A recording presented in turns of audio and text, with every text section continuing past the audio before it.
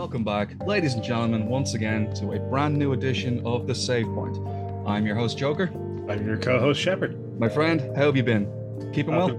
I'm keeping well, my friend. Keeping well. How you doing? You looking Not too good? bad. Not too bad, my friend. Not too bad. I'm really looking forward to diving in onto this brand new part of the Metal Gear retrospective that we've been doing. We've touched on Snake Eater, the Phantom Pain. We've talked about Metal Gear Solid. And now we're actually talking about the official sequel to Metal Gear Solid, which is Metal Gear Solid 2, Sons of Liberty. It's actually really hard to believe that this game came out in 2001. Oh, I feel so old. I was 10 when that game came out. Unbelievable. And you know, because we're going onto like a new lifespan, a brand new story, and even a new console, which we will talk about the graphical updates at the time that it came out, and even nowadays it holds up remarkably well. But do you remember your first time playing this title?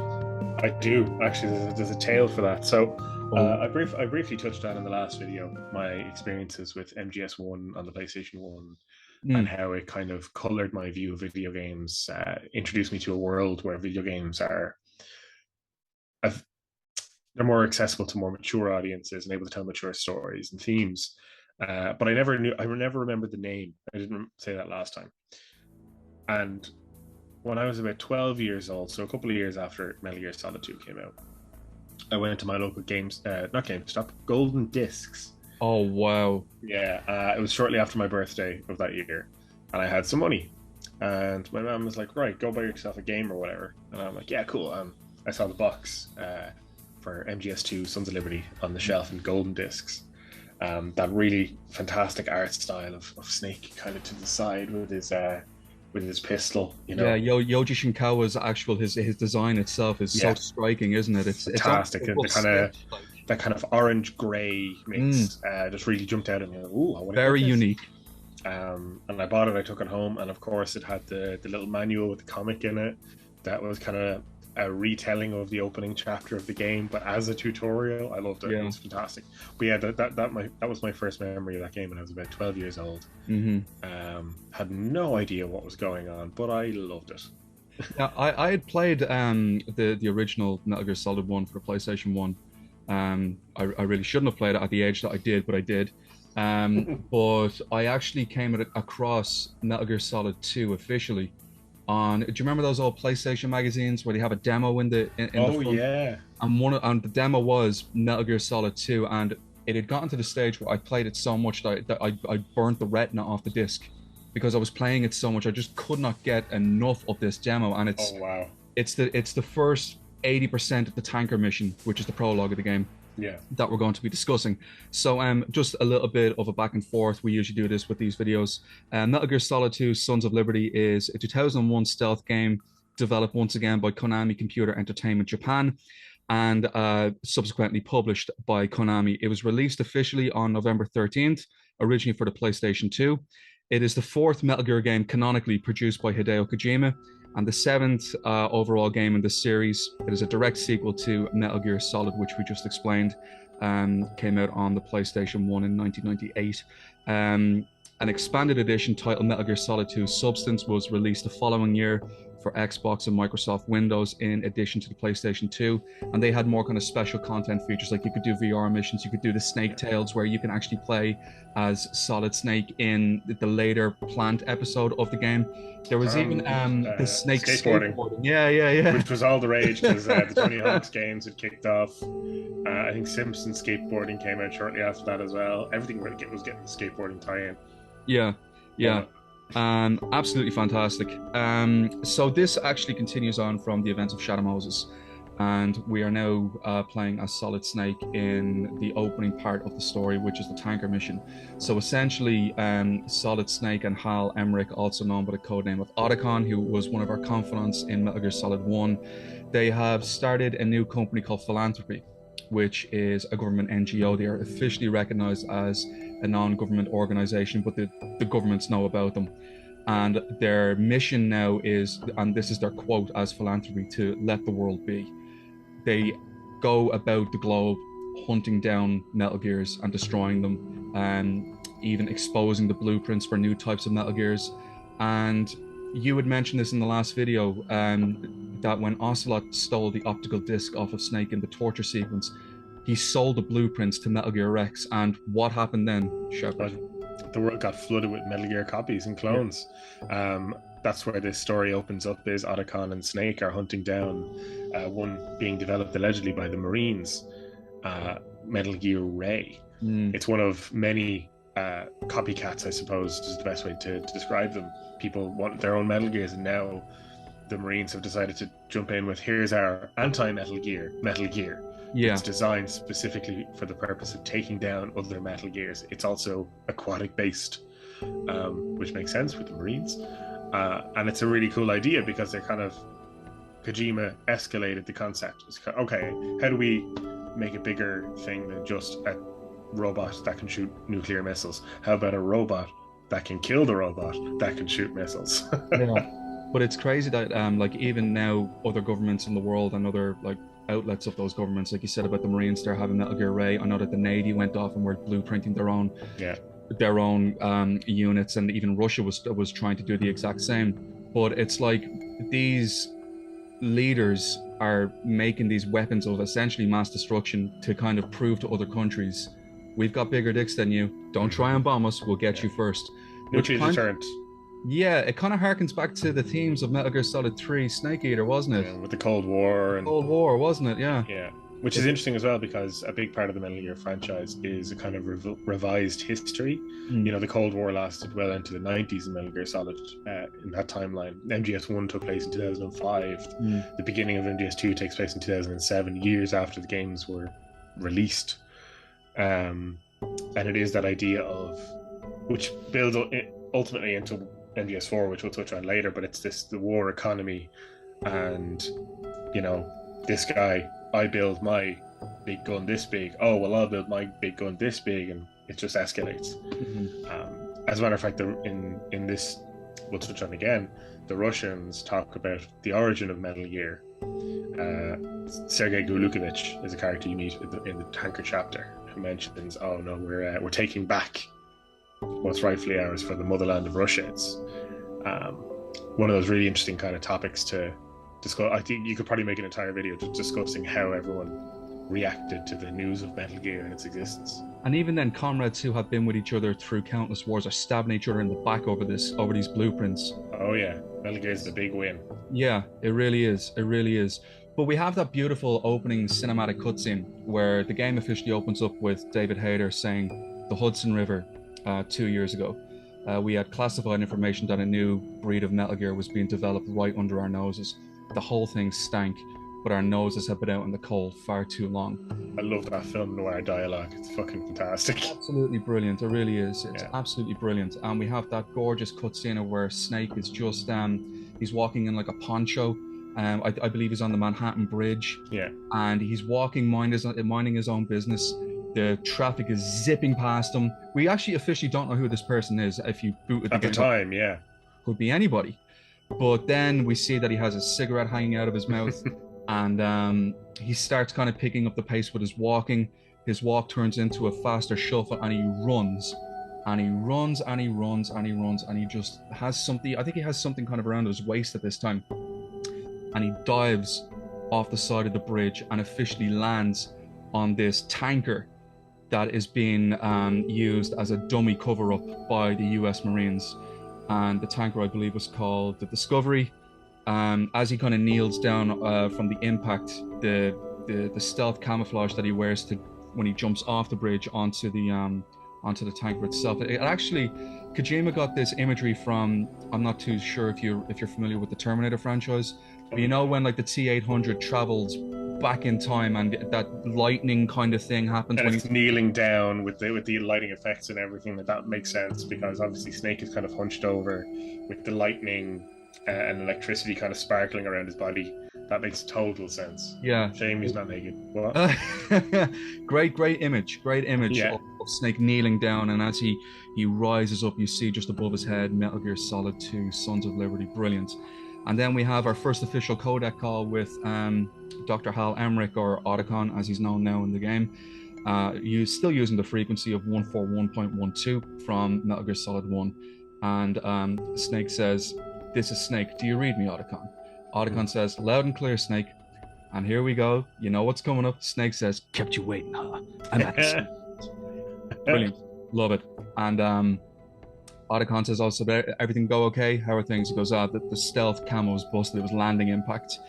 And Otacon says, well, it's unfortunately you're just going to have to make do without it. Don't worry about a thing. As long as you stick to your own devices, you'll be okay. If you keep your wits about you, you'll be fine. So essentially, the Marine Corps there's been rumors going about that, as you said, that they've been testing and kind of keeping this new amphibian type of Metal Gear a secret. Philanthropy have been given the nod about this through tips online, through Otacon hacking through all these security websites and gathering information. But essentially, they have to find evidence that this Metal Gear is being developed by the Marines, and you are tasked to go further into the hold of the tanker itself to find the supposed Metal Gear where the tanker mission takes place. But Otacon says the first thing I want you to do is head up to where the main cabin is, the flight deck is. We need to see where this boat is heading. Should something go sideways, we'll need to make sure where it's going.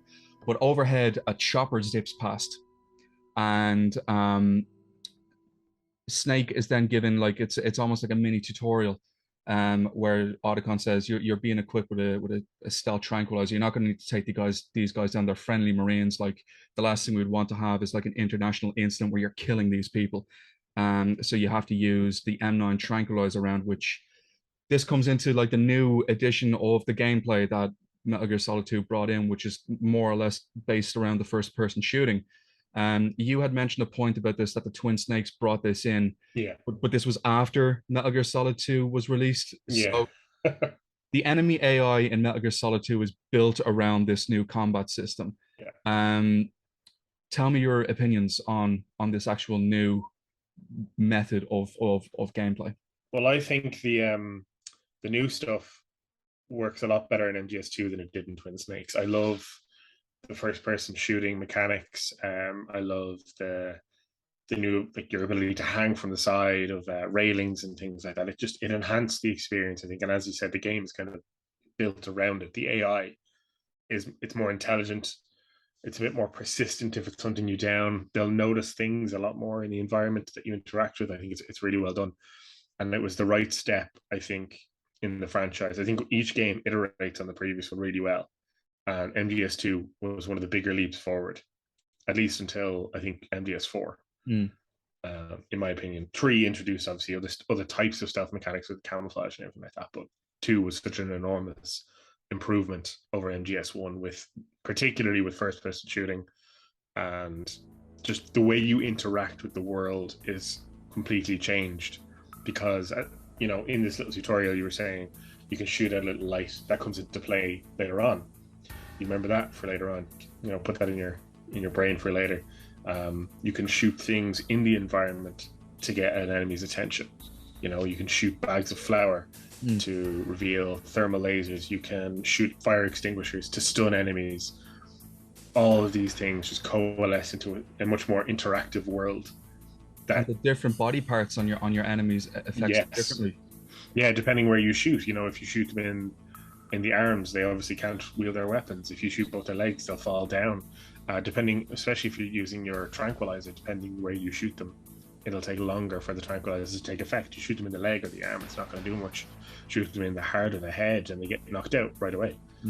It's brilliantly, it's so well thought out. You can also use, I don't think you can do it with the tranquilizer round, but like later on in the game, you can use another weapon to shoot the radio out from their back, so they can't call in for backup if you get found, which is just, like, I know we mentioned this a lot in Metal Gear Solid 1, where the developers, like, they used every asset they could to make the game as stylistic and realistic as possible. But I think in this new generation, especially with like a new hardware, a console hardware, like, even if you were aiming down the gun in first person mode in like the cafe area, or in not the cafe area, like the canteen area, you can shoot the pots, and they all have different like decibel frequencies. Yeah. And it's absolutely fantastic. But the game naturally progresses on once the intro kind of finishes up, and this is where we see actually, this is not going to be as easy as we thought it would be. That chopper that we just heard whizzing past us is actually a Ka-60 Kasadka, which is a Russian helicopter. And it's this great scene where Solid Snake is looking through his binoculars, or I think it's actually the digital camera that he's using at the time, and he can see the Marines actually getting their necks cut open by these Russian hijackers, and they're just mangalizing these guys on the deck itself. And there's only a handful of them. But Snake is staying in the background, keeping an eye on what's going on, and he says to Otacon, "We've got a serious problem here because these guys are after showing up." But the last sequence that you see before the codec call resumes, Snake zooms in on this old elderly gentleman who was there, and he kind of fixes his hat on him, and he looks up towards the sky, and click, Snake grabs a picture of it, and he says, "Otacon, I'm sending you this on because we need to get an ID on this guy." So naturally, your quest is set. You have to go infiltrate the tanker itself. And what was fantastic about it was when you go up to like where the porta handle is on a door, you have to grab hold of it with the triangle button, and depending on how quickly you turn the triangle button, that's the speed that Snake will open it. But even when you get inside the actual tanker itself, because you've been out in the cold, freezing minus temperature weather where it's been piss and rain, when you go inside, if you wait around long enough, Snake will sneeze. Yeah, which draw enemies. Yeah, it can draw enemies to your location, which is fantastic. There's also great shadow play. Where your own shadow can give away if an enemy is around the corner and you are walking slowly towards that corner, your shadow would creep around and the enemy might see that and pick you off or investigate that, which is fantastic. One of the greatest mechanics I think that the game introduced was you can hold enemies up. Oh yeah.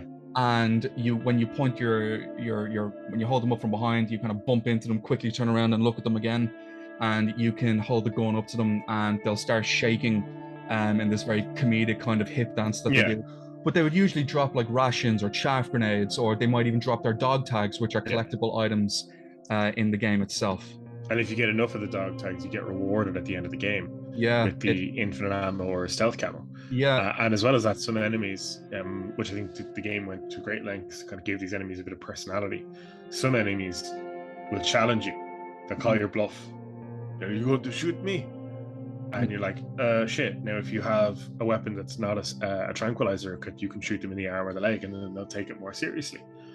But if it's all you've got is the tranquilizer, well, you're just gonna have to knock them out and not get your dog tags. And but, I think even just going back to when you can knock them out, like Snake's combat stances now are a little bit more fluid. And instead of just doing, well, it's still circle, circle, circle, which is like the three prong attack, but Snake will do this jumping roundhouse. So it doesn't seem like he's as blocky or like made of polygons as much. Like he does have more of like better animations to his overall kind of appearance, right? Yeah, he's very fluid, and as well as that, unlike in the previous game, the bodies don't disappear now if you kill or knock them out. You have to hide bodies in lockers or throw them off the side of the ship, or else risk getting caught. You can also pick them up and shake them for equipment. Yeah, that's right. Which is a great touch. But if you knock them unconscious and shake them too much, that wakes them up quicker. Yeah, it's like every little detail was thought about. Okay, we can do this. Okay, and how does that affect X, Y, and Z in the game? Grand, make that work. So well done, so well thought out. Everything just feels so much more interactive.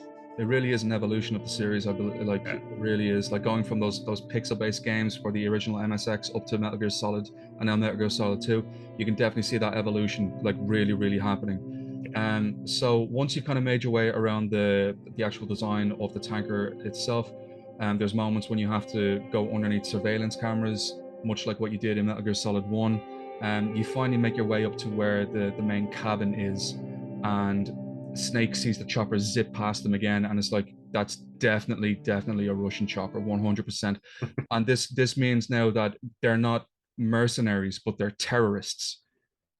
Which is a point that Snake does bring up later in the dialogue between him and Otacon in this game. So anyway, you find out where the tanker is heading, and they're going towards the Verrazano Bridge, and him and Otacon are saying, what the hell are these guys planning now? Because there's definitely something on this, and this is confirming our suspicions that a Metal Gear is on here, because why would these Russians be attacking it? But I think, isn't this the part now where Snake kind of looks out the hold window and goes, there's somebody else out there. I'm going to go check this out. And officially, this is where we meet our only boss fight in the game, in this part of the game, as a matter of fact. Yeah, there's no other boss fights in this prologue section. But this is brilliant, right? This is great what the game does. So as you go outside, there's a codec call that happens where this young woman is on a radio frequency, a radio call to somebody else, and it turns out that it's the older gentleman who we saw get step off the chopper as well. But the first thing that you hear is Shalashaska has landed. I'm on my way to the whole report now. And she says the control room, the engine room, everything is under control. We have everything that we need right now to make this operation go as smoothly as possible. And the man says, I want you to get out right now. And the woman kind of debates against that, saying that the unit is all that she has, that she's nowhere else to go. And then she says, Father, I want to stay and fight. And the gentleman on the other end goes, there is no debate in this, Olga. Need I remind you that you're carrying my grandchild? You will get out of this tanker at once. Yeah. And then the radio conversation stops.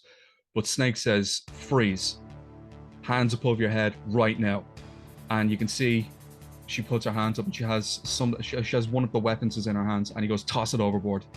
Like in Metal Gear Solid 1, he didn't really have as much kind of like when Snake kind of came up against the boss, it was more like these two operatives having like a tango of death, like with Revolver Ocelot, like with Vulcan Raiden, like with Psycho Mantis and Sniper Wolf. But here he kind of has a bit more toss that fucking thing overboard right now. He seems to be a little bit more like, I know he was battle hardened in Metal Gear Solid 1, but now he's a little bit more don't mess with me right now. Just fuck everything overboard, turn around, walk towards me, you know? I think as well, a big reason for that is in MGS1, Snake is kind of out of his depth. He didn't want to be here in the first place. He was kind of shoved into it by Colonel Campbell. Time after time as well, people he trusted began to lie to him and betray him. So he was essentially isolated on his own. But in the Tanker episode of MGS2, this was his choice. He's here. Him and Otacon are working towards a goal that they came up with together. So he has a bit more agency. He has a bit more control over what he's doing. And as you said as well, he's battle hardened. He's not taking any guff. He's not like, listen, I'm not here for this shit. Also, he only has a tranquilizer equipped at this point in the story. So he's like, I need to be careful. I need to be smart how I'm going to take this person down. If they realize all I've got is a tranquilizer, I'm fucked. And even then, Olga does this kind of move where she takes out her combat knife, but loaded in the actual handle of the combat knife is a bullet, which is a Spetsnaz trick, which Snake does mention. Is she part of Spetsnaz?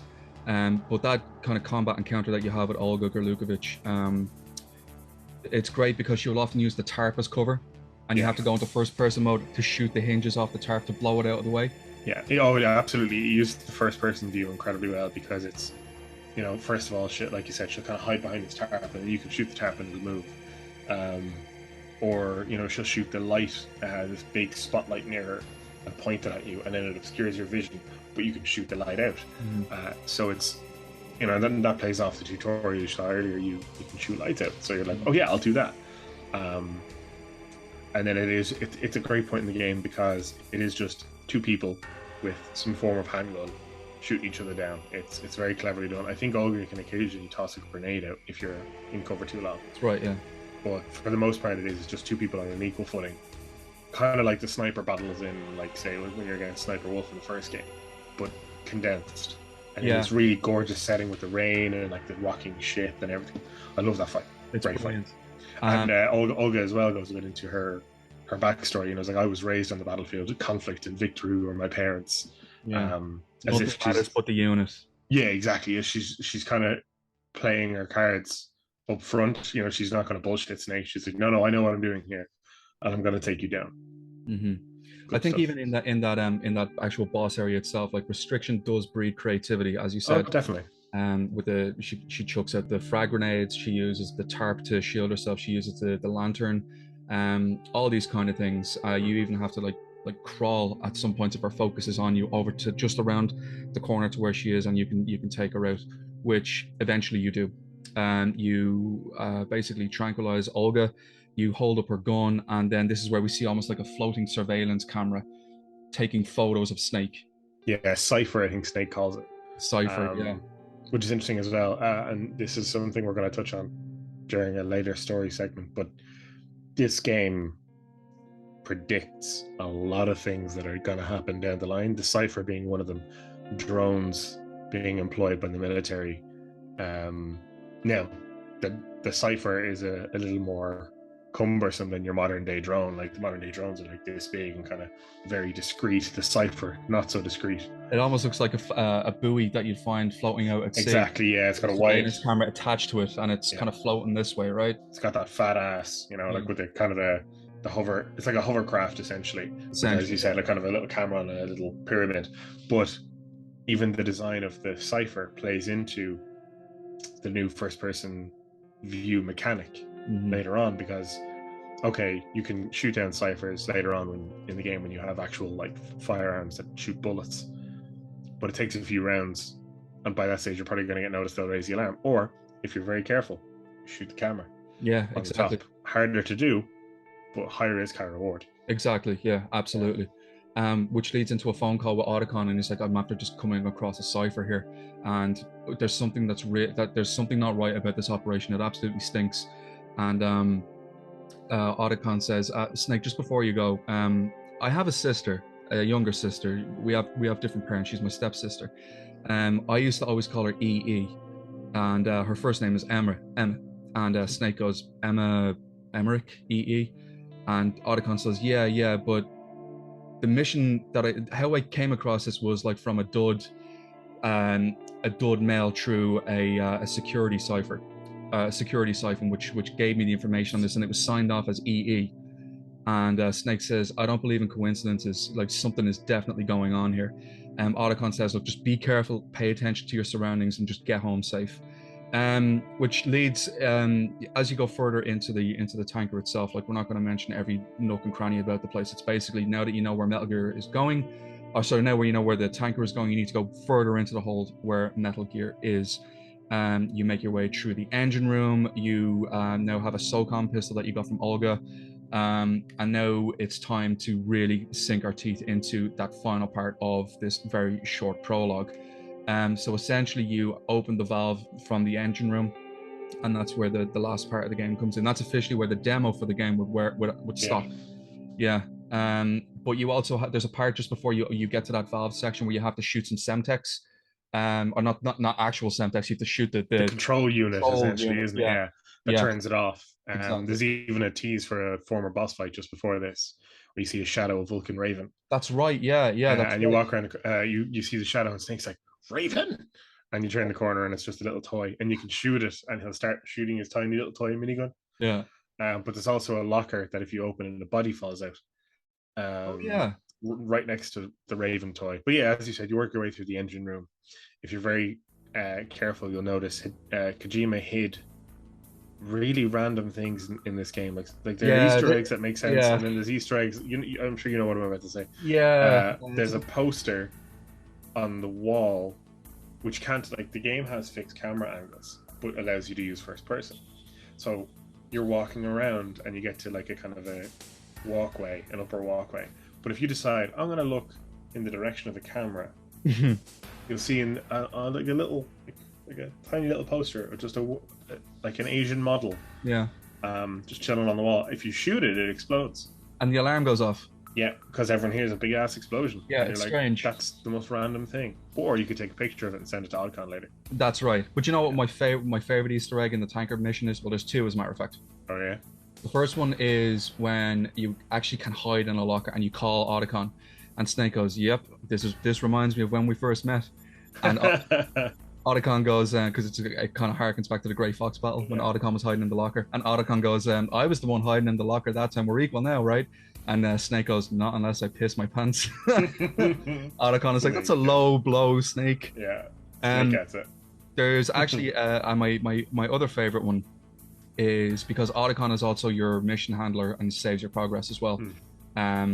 If you call the codec save frequency at random points in the game, Otacon will usually spout out these kind of Shakespearean quotes or Freudian quotes, which is kind of similar to what Mei Ling does.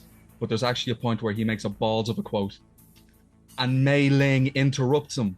Ah, fantastic! I forgot about that. Yeah, Mei Ling comes in. It's like, what are you talking about? That's not how it's supposed to be. Now you can't see her profile because it's all Yeah. staticky and blurred out. It's like she's like off screen kind of thing. Like Yeah, that's clever. I like very, that. very clever. But the last, I know I said there was two, but this is the third one. I only found this out as a matter of fact. This kind of alludes to what happens in the the planned part of the episode when Otacon is saying, since the blueprints of Metal Gear Rex from Shadow Moses went live on the dark web and the black market, Mm. every kind of organization is now making their own Metal Gears. And we actually just discussed this at the beginning of the video. He says, Snake, there's somebody listening in on our conversation, but I don't know who they are. And I've tried finding out where their burst transmission is coming from, but I just keep getting hit by security. Yeah. And Snake goes, what are they doing? And he says, Snake, they're just listening in. They're not doing anything. They're just listening in. But every name that I try to find keeps coming back to two words, the Patriots. And Snake says, who are these? And Otacon says, I wish I knew, Snake, but just we have to be careful about how we do this. He says then that in order to keep the secrecy of the mission, rather than sending the photos that you're going to take of Metal Gear Ray, which is the official code name of this amphibian Metal Gear, he's going to set up a security console in the main hold of the tanker, where you can upload the digital photos from your camera, and Otacon will use a separate transmission to receive them. So as you said, like if you're taking some photographs of, I know that you can take one of Olga and you'll get some witty remark from Otacon. If you take some photos of the Easter eggs and the models, sometimes Otacon will say, why are you sending me these? I really don't need them and you should know better, but I think I'll just make a backup of this just to be certain. Yeah. You know? There's a guy as well in the hold in his boxes, one of the soldiers, the Marines. If you take a picture of him and send it to Otacon, he's kind of like, okay, I guess I didn't really know that about you, Snake. Yeah. I think it's something along those lines. He's kind of like, whatever way you want to live your life is fine with me. Yeah, exactly. It's kind of like, it's just, they thought of everything, you know. It's impressive. It's so Easter egg and secrety, isn't it? Even when you get to the console and you go to turn it on and plug in your camera, any codec moments from you, Snake? Oh, yeah. Otacon says, which is a reference to Kodak, the photo company.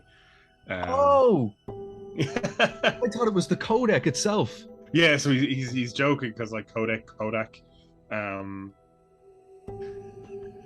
never got that. That's brilliant. That's actually brilliant. Oh my god! Like 20 years later, this fucking game. 21 years later, this game. God damn it! And it makes sense because you're uploading photos. Yeah. Brilliant. Yeah. Like what happened in the helipad of Metal Gear Solid 1. I think there's many different ways of actually getting into the hold of Metal Gear Ray. Yeah. But there's like 3 different areas, and there's Marines everywhere, you know. And there's 2 screens always in these areas, and they're either going to be looking to the left or they're going to be looking to the right. And Otacon gets onto you, and he says, the Marine commander Scott Doff, he's giving a speech about Metal Gear, and you've got about 10 minutes until his speech, you know, is finished. So we have to get. It's exactly 7 minutes, isn't it? And he's like, unless he throws in a joke or two, and he does. Like there are moments of pause where he tells the Marines to kind of stretch around, and those are actually moments of kind of like, oh crap, because they start looking around a lot more, and you're kind of scared. But just before, sorry to interrupt you there, but before you go into the hold, there's a small shootout. I completely forgot about that. Yeah, I don't know. It's a small shootout with a group of soldiers to find you. It's just to kind of break the lull, you know. It's just a little action set piece, and it's fine. And then you make your way into the hold, and then another soldier.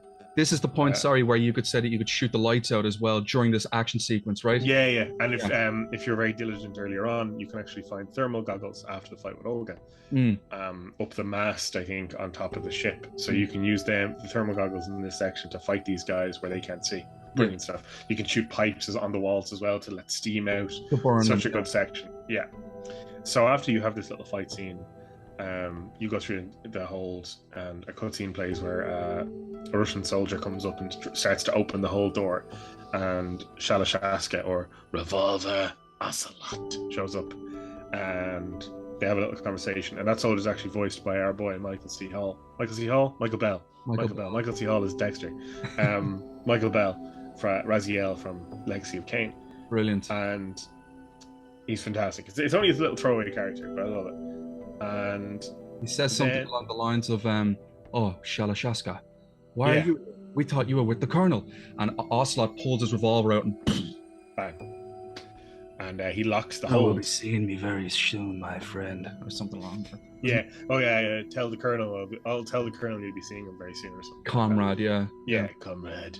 Mm. And then he seals the hold so that the soldiers can't escape when he enacts his plan later on. And that's the moment you're kind of like, oh, he's not with the Russians. What are his motives? Yeah. It's a great little tease before you go into the hold, obviously, and there's like 100 soldiers. And I love this as well. If you come back on a repeat playthrough with stealth camo, you can knock them all over. Oh, I love it. Yeah, you just like knock one into the others like a domino effect. Yeah. Marine Corps bowling. Yeah, exactly. And as you were saying before, sorry, there's so many ways to sneak through this section, but there's also so many ways to get caught. Yeah. So, there's gratings on the floor that make a louder noise if you walk over them, and guards will go and investigate. If you walk in front of, say, this projector that's showing the Marine lieutenants or chiefs or whatever his name is, Scott Dolph, basically. Scott Dolph, yeah.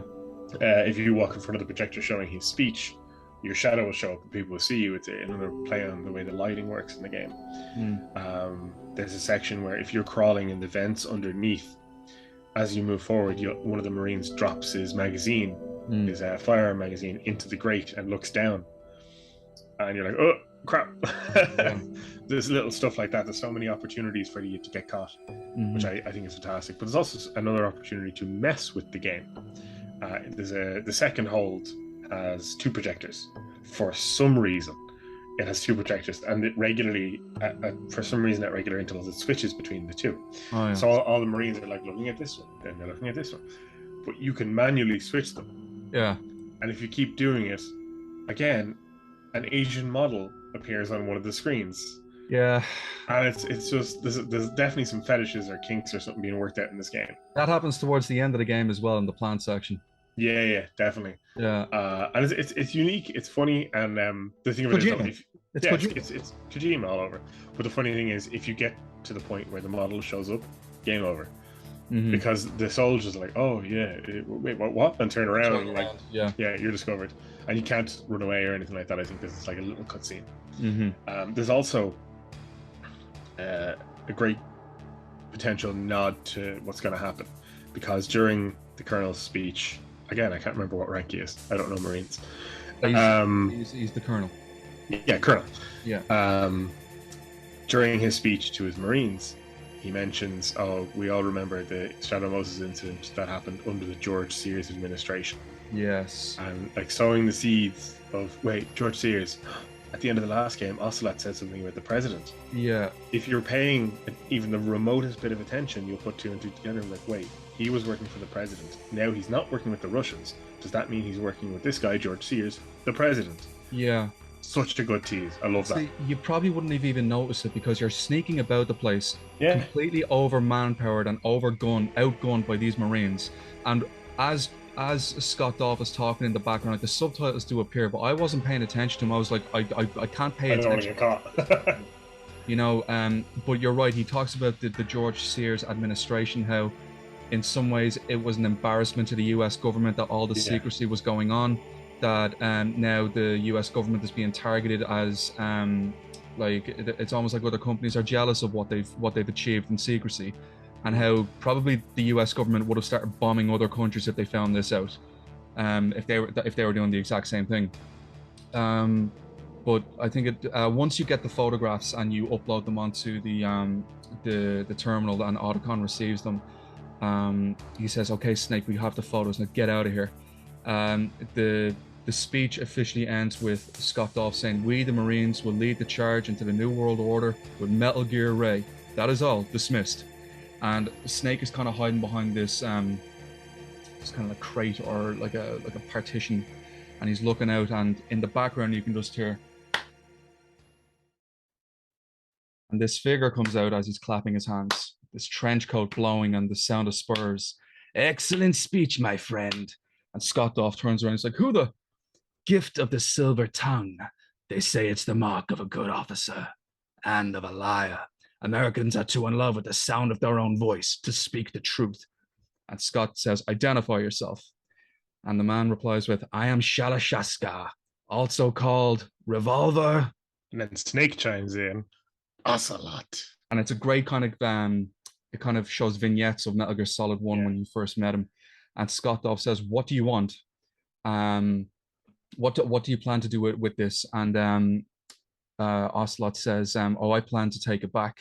And Ray says, or Scott Dove says, you plan to steal it. And Ocelot says, steal? No, I'm taking it back. Yeah. And that's when Sergei Galukovich comes from behind Scott Dove and kind of has him in like a chokehold and puts a gun to his head. And that's when you see the other terrorists kind of fast roping down the roof, and they all have AKs in their hands. Yeah. And Ocelot kind of takes out this trigger in his hand, this device, and he says that this ship has enough Semtex attached to its hold to blow it out of the water at the touch of this button. That's right. Nobody needs to die needlessly. And I think this is where Sergei Galukovich has a brief chat with Scott Dove, for use of a better word. And Scott Dove says, what do you plan to do with this damn thing? Sell it? And Sergei says, I was raised in Snezinsk, formerly known as Chernobyl 17, the nuclear research outpost. Everything that we worked towards were taken by the Americans. Land, guns, freedom, all sold to the highest bidder, the United States of America. And Scott Dove says, am I supposed to feel sad for you? Is this a sob story you're telling me? And Sergei says, even the weapons you're using are Russian, developed by us. And then he looks towards Ray and looks back towards Scott Dove and says, Russia will rise again and Ray will be the key. But like, Ocelot kind of slowly turns around and goes, I regret to inform you, I have no desire on selling Metal Gear. As I said, I've come to take it back. Yes, take it back. Returned to the Patriots. Lolly lule low. And it's just like, what the fuck is going on here? Yeah, it's backstab after backstab, betrayal after betrayal, twist after twist. As I kind of hinted there, Scott Dove then calls out the lolly lule low because he immediately understands something about Ocelot's plan, at least the origin of the plan and who he's working for. Yeah. And Sergei, he's not too happy with this.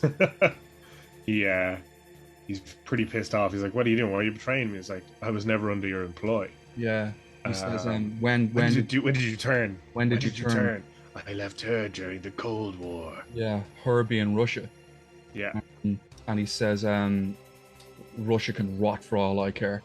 Yeah. And Sergei kind of pushes Scott Dove in front of him. Yeah. Scott's kind of tripping in slow motion, and Ocelot removes his trench coat and kind of throws it towards him, and he fires off his revolvers in quick succession.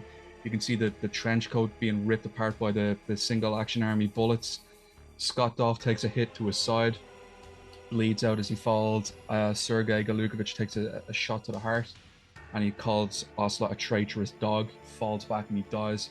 And Ocelot turns around and he starts quickly rattling off against all the other soldiers, the Russian soldiers in particular, in the hold area. And he turns to the rest of the Marines. Now it's still being broadcasted to the other parts of the hold previously. Yeah. So the other Marines are kind of like, I can only imagine being like, what the fuck do we do? Like what is, because they're completely unaware that a hijack has happened. You know? But I think Ocelot says, show's over. Show's over. This is like, this place is gonna like go up in smoke in 20 seconds flat. I suggest you swim to the shore. You'll probably make it to the shore if you swim for your life. And he detonates the vast amount of Semtex throughout the building. Snake is kind of swimming up to this grander part where Scott Dove was giving his speech. But what's amazing is, like, as the explosions and all this kind of mayhem is happening, you can actually see the Marines trying to leave, but they've been locked in from the soldiers upstairs. They're basically like fish in a barrel, literally. They're literally like fish in a barrel while all this mayhem is happening. Yeah, and the thing is, Ocelot's killed the Russian soldiers that were in that hold as well. So he's the only guy. So a lot of the Marines then turn their fire on Ocelot, start shooting him, but none of the bullets hit, which is important for later on. And as he begins to approach Metal Gear Ray, he he looks down at Snake, and Snake calls up to him, and he's like, Ocelot! And he looks down, and then this weird sound effect plays, and the screen gets fuzzy, and Ocelot grabs his arm in pain, and he leans over, and as he kind of stands back up, his sleeve has been torn off, and his voice changes. To our old brother. It's been a while, Snake. And Snake is looking up at him like, what? And he goes, he says to this person, who are you? And the voice replies with, you know who I am. And Snake is like, Liquid? And it's like, what? The big bad from Metal Gear Solid 1 is back now? How the fuck is that possible? But yeah, it's also because in the last game, Ocelot lost his arm, but he has his arm in this game, so it's like, wait, what? Yeah. And yeah, Liquid's back. Like, how is Liquid back? What's even happening here? Yeah. He says to Solid Snake, it's actually a great piece of script. He says, our raw materials are vengeance, brother. Big Boss was in his late 70s before they decided to clone him, but I live on through this arm. And I think it's explained later in the plant section just how that happened. I think there was there's obviously a lot of surgery done, but it has to do with nanomachines and all this kind of biochemistry kind of shit that goes on. Yeah. There's a lot. I still to this day I'm not really sure on how it's possible that it did happen, but Ocelot is actually fighting against this thing inside him. He's like, get out of my mind, Liquid. Yeah. He even bites his own arm. Yeah, to try and suppress it. Yeah. But it doesn't work, and Liquid remains in control. Says, you don't have what it takes after all. I'll drown you, Snake, with this tanker. Yeah. And it's that great startup sequence when you can see Ocelot / Liquid in the cockpit, and they're just about to get ready to take off, and Ray unhinges itself from the restraints that it's in. Yeah. And Snake kind of gets pushed back, kind of moderately knocked down. He gets onto Otacon. He says, Otacon, we've got a big problem here. But I think the last thing you see in that wonderful cutscene is the tanker kind of breaking in two, and Ray rising up from the smoldering wreck, and it dives back underwater. And it's like we've fought this monstrosity of Metal Gear Rex in the first Metal Gear, and with the help of Gray Fox and Otacon, we were able to take it down. But this thing can go underwater. Like, this is like a serious threat. It's far more mobile because what you were saying is it rises out of the water. It kind of jumps up high into the air, like 50 feet in the air, lands back on the two pieces of the tanker, and stares Snake out of it as he's kind of floating in the river. And Ocelot makes a comment as well. It's like, we've got the footage, or we've got an image of him here, or something like that. Yeah, and then Ray, like Ray lunges backwards in this really cool shot. But it's clearly so much more mobile, and even in the tanker, you can see Marines trying to take it down. You know, there's everyone's shooting at it with their firearms, and one guy comes up with like a grenade launcher attached to his assault rifle, and they're all like launching everything they can at it, and it's like, hello, nope. And then it uses its mouth laser, not a dick laser in this game, but a mouth laser, to tear the ship in half, essentially. Now that's, before we go on, that's one thing that's always confused me. Ray is a really cool design. Put in the cockpit right above the laser seems like a dangerous move. If that shit overheats. Yeah, that could also be why they made it amphibian as well, to kind of cool the water. Yeah, makes sense. Cool it down. But I think with the Marines like having such faith in their own prototype, they know nobody's going to get close to it. Yeah. Like, if this is an anti-Metal Gear, they probably took into a lot of consideration, like exactly like what material like it'll be able to bounce off. I think that is mentioned in Scott Dolph's his delivery to the Marine Corps. Like, he talks about what the plating is made out of, the type of weapons that it has and such. Yeah, it's immensely well designed. Yeah, in the game world anyway, and that's to their own detriment now. Yeah, off it goes, and we wouldn't see or hear anything from Metal Gear Ray for at least 2 years, which is where the next part of the story does kick off, which is based around the big shell incident. So it opens up with our once again familiar friend, Mr. Colonel Campbell, saying, Snake, do you remember about that oil tanker incident that happened 2 years ago? And Snake says, of course, but it's not really David Hayter's voice, it's somebody else's voice. So 2 years later, an environmental cleanup facility known as the Big Shell has been erected to clear the oil spill tanks to the tanker, essentially. During a tour by the US President James Johnson, a terrorist group known as the Sons of Liberty raid the facility, take Johnson hostage, and threaten to destroy it, along with the demands that they want $30 billion in cash, or else they'll set off a nuke. So it's kind of mirroring what happens to Solid Snake in Metal Gear Solid 1. Foxhound's operative, a man by the name of Snake, is tasked to go in underwater, kind of like Metal Gear Solid 1. This is how he enters the facility. He goes in through like an oil fence, and he kind of crawls in, swims all the way up to the top, and he's wearing, it almost looks like a skull suit, I think it's what it's called. Yeah, skull suit. Yeah, kind of has this weird kind of gas mask attached to him, and the codec call goes off when this operative says, "This is Snake. I'm in front of the disposal facility." And Campbell says, "How are things?" And Snake says, "We're in luck. There are no sensors around here." And Campbell says, "Any problems?" And the operative says, "The lights on the struts are working. I won't have to use the IR goggles. But there was a brand new hole cut in the oil fence. There's somebody else inside here besides me." Now this confused me, right? So the person who's been given the code name Snake, in the beginning he talks with a kind of very droning kind of voice. Yeah. Then Campbell says, "We're going to change your code name to Raiden." Yeah. And it's just to avoid confusion about, further in the mission. And that's when his more chirpier kind of voice comes in, which it didn't really. I don't know if it's a directional kind of thing. I don't know. I wonder if it was because a big part of the game, and I know I keep saying this, but we'll touch on this a bit more later. A big part of the game was misdirection. It was like on the box art, you only see the Tanker episode and you only see Solid Snake. Yeah. Same with the box art and all the promotional material. So bringing in this new Snake, he starts like the Snake we know, and then when you realize it's actually a different character, I think that was the idea. Okay. Is it maybe makes more sense in terms of the themes as opposed to the plot. Mm-hmm. And it could also be a big part of it is the fact that it's when he takes off his breathing apparatus, his voice changes a bit more. Mm-hmm. But no, you're all right. It's a noticeable shift. There's even like he makes some odd remarks where Campbell's like, "You'll need to log into the node if you want to access your Soliton radar." Did you say nerd? Not nerd. Node. So, what? Yeah. Some cringy dialogue, not gonna lie. But one thing I actually do like about that section is if you look using the first person mode while you're wearing the mask, it has the goggles. You're looking through the goggles and it distorts the image slightly, changes the color.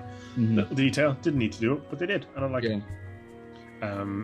They did it in the first game as well. If you're wearing the gas mask, it would kind of obscure you this way. And even in Metal Gear Solid 3 with the eye patch. Yeah, a lot of attention to detail like that. I love that.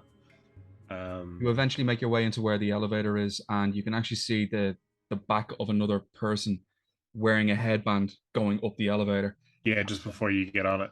Yeah, this is where your character says, "Colonel, there's definitely someone else in here besides me." And Campbell's like, "That's impossible." It's like that's not right. It's like, "No, you're not listening to me. He's already taken out 3 guards right here." And the guy, Colonel Campbell, says, "1 man." And your character says, "I don't know how he did it, but he must be good at what he does. They're all out cold." So it's alluding to, do we know who that is? Yeah. But it's not very subtle at this point, to be fair. Yeah. What's cool though is that you're technically, depending on what difficulty you're playing on, you're actually potentially unarmed here. And you have to call the lift back and wait for it. And then the 3 guards that the previous infiltrator knocked out, they all start to wake up. Mm-hmm. So you have to kind of, oh shit, you can either try and take them out yourself, you can choke them out and kill them, you can knock them out with your melee combat, or you can just wait out the clock and get on the lift. It's a great little touch. I really like that. Yeah, you log into the node, which is what you would have to do as well at the certain different struck points in the big shell, and this is where you can put in your own name if you want, your date of birth, the blood type that you have, and you can choose the vibration and all that kind of stuff. But if you choose to either take out the guards or sneak past them, that's entirely down to player choice. You go up the elevator, and this is where Colonel Campbell gives you a little bit more information on what's going on. And Campbell says, as your character is taking off his gear breathing and apparatus, stuff, yeah. his gear, all that, he says the terrorists call themselves Sons of Liberty, and your character, who's given the codename Raiden, says Sons of Liberty, and Campbell says the name of their leader is Solid Snake, and Raiden says the hero of Shadow Moses, so that's why you wanted to change my codename. And Campbell says that's right, but he can't be the Solid Snake. He died 2 years ago in that tanker after we sunk it. And Raiden says, could he have survived? Campbell says, not a chance. So essentially, we're on the hunt for President Johnson, who has been tipped off. Well, we've been tipped off that he's on a bridge connecting two struts. So essentially, the whole big shell is like two hexagons connected end on end, with two central cores in the middle of these 6 struts, with all connecting bridges that lead into the core itself. So where we are, we're in shell 1. On the other side of the complex is where shell 2 is, but like a good 80% of the game you're in shell in shell 1 and the surrounding struts. But I think you have to go towards the BC connecting bridge, and this kind of, yeah, it gets a bit weird, doesn't it, when you have to go into strut B, I think it is. Strut B. Yeah, so Strut B. you go So in. many struts. Yeah, so you're on your way towards strut B, and as the door swings open, because you have to get from strut B to strut C, where that connecting bridge is. Oh yes, yeah. And when you go in there, it's this weird scene that happens, isn't it? Yeah. So, is this the bit where you're walking across the bridge and there's a bunch of the SEAL Team 10, which Colonel Campbell told you had shown up as well? It's beforehand that you go into the strut B, and all along the walls there's blood everywhere. Oh yeah. And it reminds me of the Grey Fox scene in. Yeah, it's very much kind of styled like that. Yeah. With the interesting angles and things, and the music and the kind of tension. Yeah. And yeah, so you kind of walk around and you go into this room, and it's some sort of power room, I think. Generator room, yeah. But there's bodies of these SEAL team members decorated all over the place, because they're also looking for the president as well. But it's really interesting because it reminds me so much of the Grey Fox ninja scene in Metal Gear Solid 1, when there's bodies everywhere. But like the scene transitions down into the generator, like you're outside the door when this happens, in this kind of long L-shaped kind of corridor, and you can see 3 members of the SEALs like carefully looking around the corner, wondering where this threat is, and then one by one you can see them all getting attacked by this shadow dancing about the place, and he's throwing knives at them. But Raiden is outside the door, and you can hear gunfire going off, and you can see like you can hear like the slashing and blood being sprayed everywhere, and it goes down into that same room, and this figure drops down in like a long trench coat, and he has a knife in his hand, and as the SEAL Team 10 member is screaming like, oh god no, and he's firing off his rifle, and this figure starts like spinning around in almost this kind of like this tango dance that he's done, like a Spanish kind of dance towards him. And as he's dancing, the blade is just slicing and dicing and cutting this guy up. You can actually see like wounds opening on, like, and bleeding out through the guy's uniform. It's a bloodbath, literally. But the soldier drops to his knees. The guy grabs his balaclava, slices his throat, tilts his head back, and you can just see like in a fountain of blood, it just shoots out all over the place. I mean, the graphical fidelity for that one scene alone. The style, I think, the way Kojima directs his cutscenes. It's like watching a movie in a lot of ways. You know, it's very hyper stylized and like action focused, and and the music as well is phenomenal for that. You know, it's brilliantly tense, and you're like, oh no, what's going on? Absolutely fantastic. And the breathing from this guy, you know. And you know, you see the fog and from his breath. Terrifying. Going into the room where this massacre is after happening, and one of the SEAL members is pinned up against the wall and this guy is actually sucking the blood out of the SEAL member's neck. But he hears Raiden behind him, and immediately turns around, and the body drops that who he was feeding on. But this villain takes a blade out from a front kind of handle where his jeans are, and he cuts himself across the chest. 5 today, or rather 6. And that is when we are introduced to Vamp, a member of a very hyper violent group called Dead Cell. And he is voiced beautifully, I must say, by Mr. Phil Lamar. Oh, absolutely man. Brilliant. Brilliant. Is the man.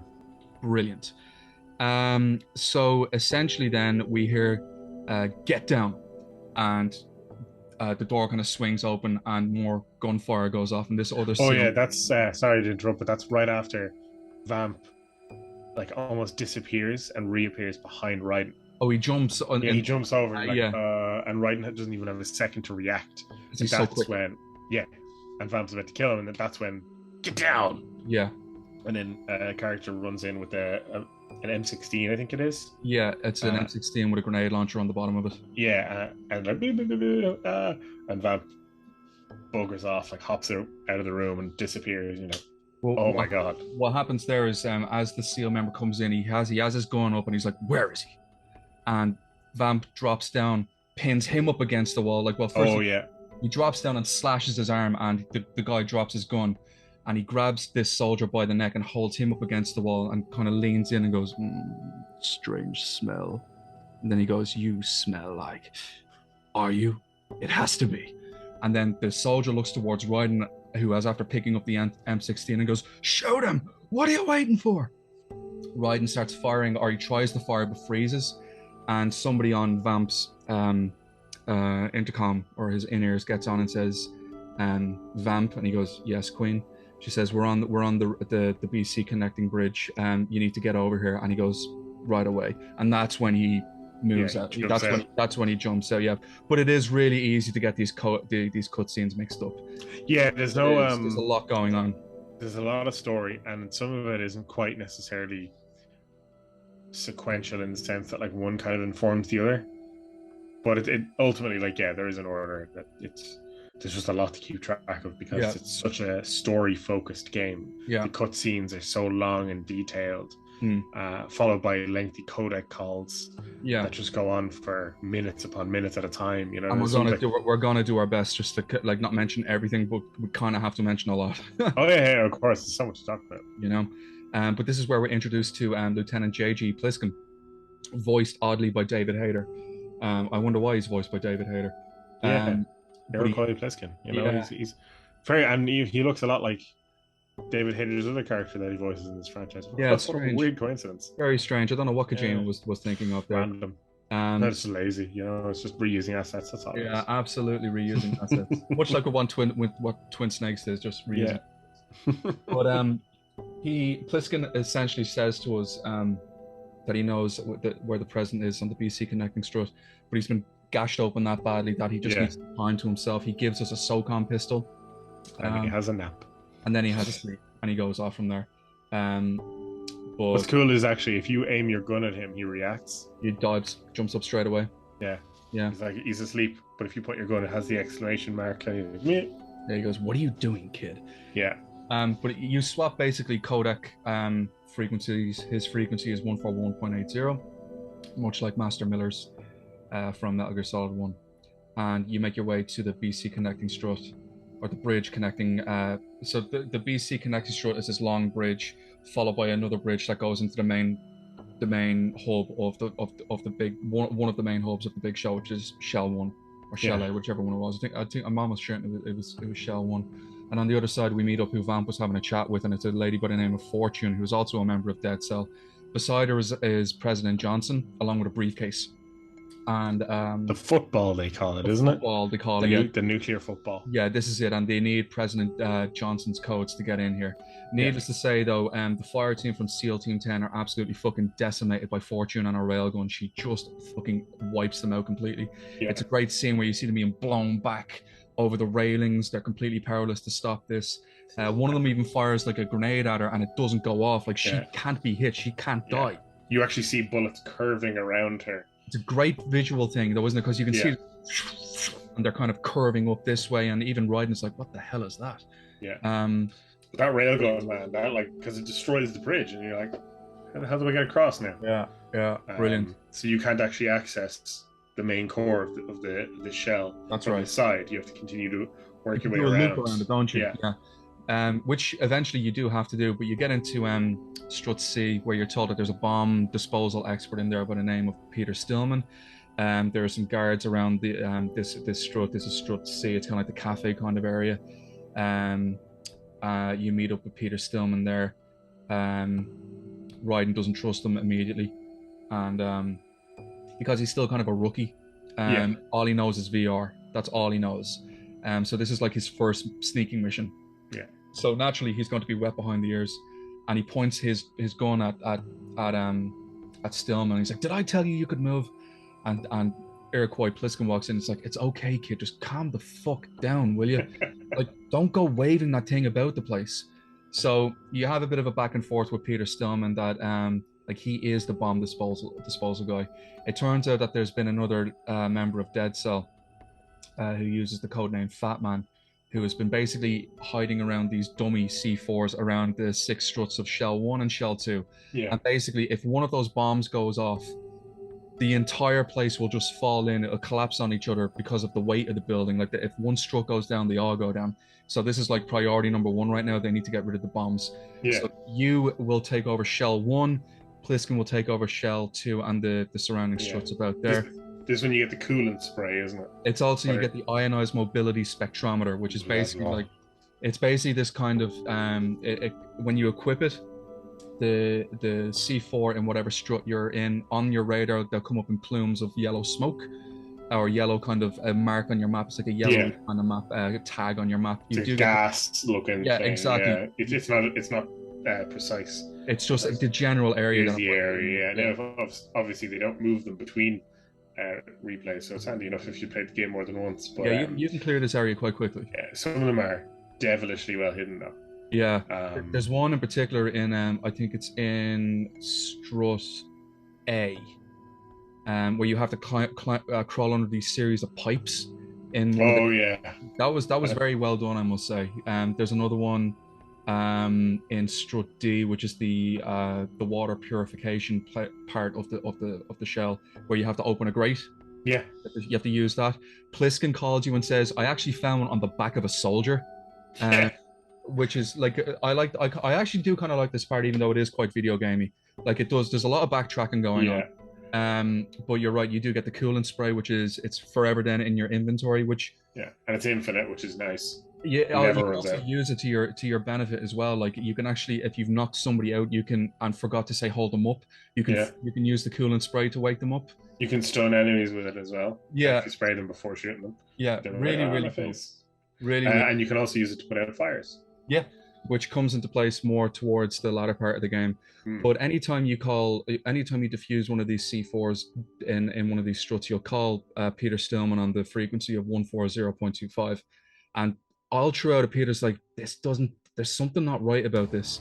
All of these bombs are being hidden in places that would make little to no damage. Like, minimal. Like, and he's saying, even with Pliskin, like, he's telling me over the radio that, like, it just doesn't make sense. I think it's then once you clear the last one that you learn a little bit that Peter Stillman, he has a gammy leg. I think he has a prosthetic leg or something like that. And he said that how he got it in the first place was a bomb that he had stopped going off actually went off, and all he lost was his leg. But it turns out that he was a coward and ran away from a bomb that he was supposed to dismantle, which blew up a church, and that's how he lost his leg. So the scene that precedes that is, once you have all of the dummy C4s done, Peter says that there has to be one last bomb in pivotal point of these, and the only way we can get to it is if we use the other type of sensor, which beeps when it goes off. rather than it being on the radar, this one beeps because the last bomb is technically going to be sent us.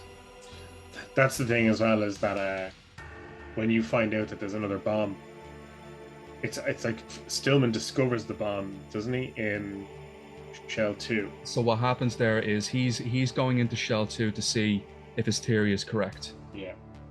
Now, this part, I remember playing it and I was like, oh fuck. So once all of the dummy C4s are taken care of, the main bomb is triggered. Yeah. And Pliskin kind of intervenes on the conversation that you're having with Stillman when you learn that he is basically a fraud. And he freezes the last bomb, and Stillman says, damn it, that was it. And Pliskin is like, what's going on?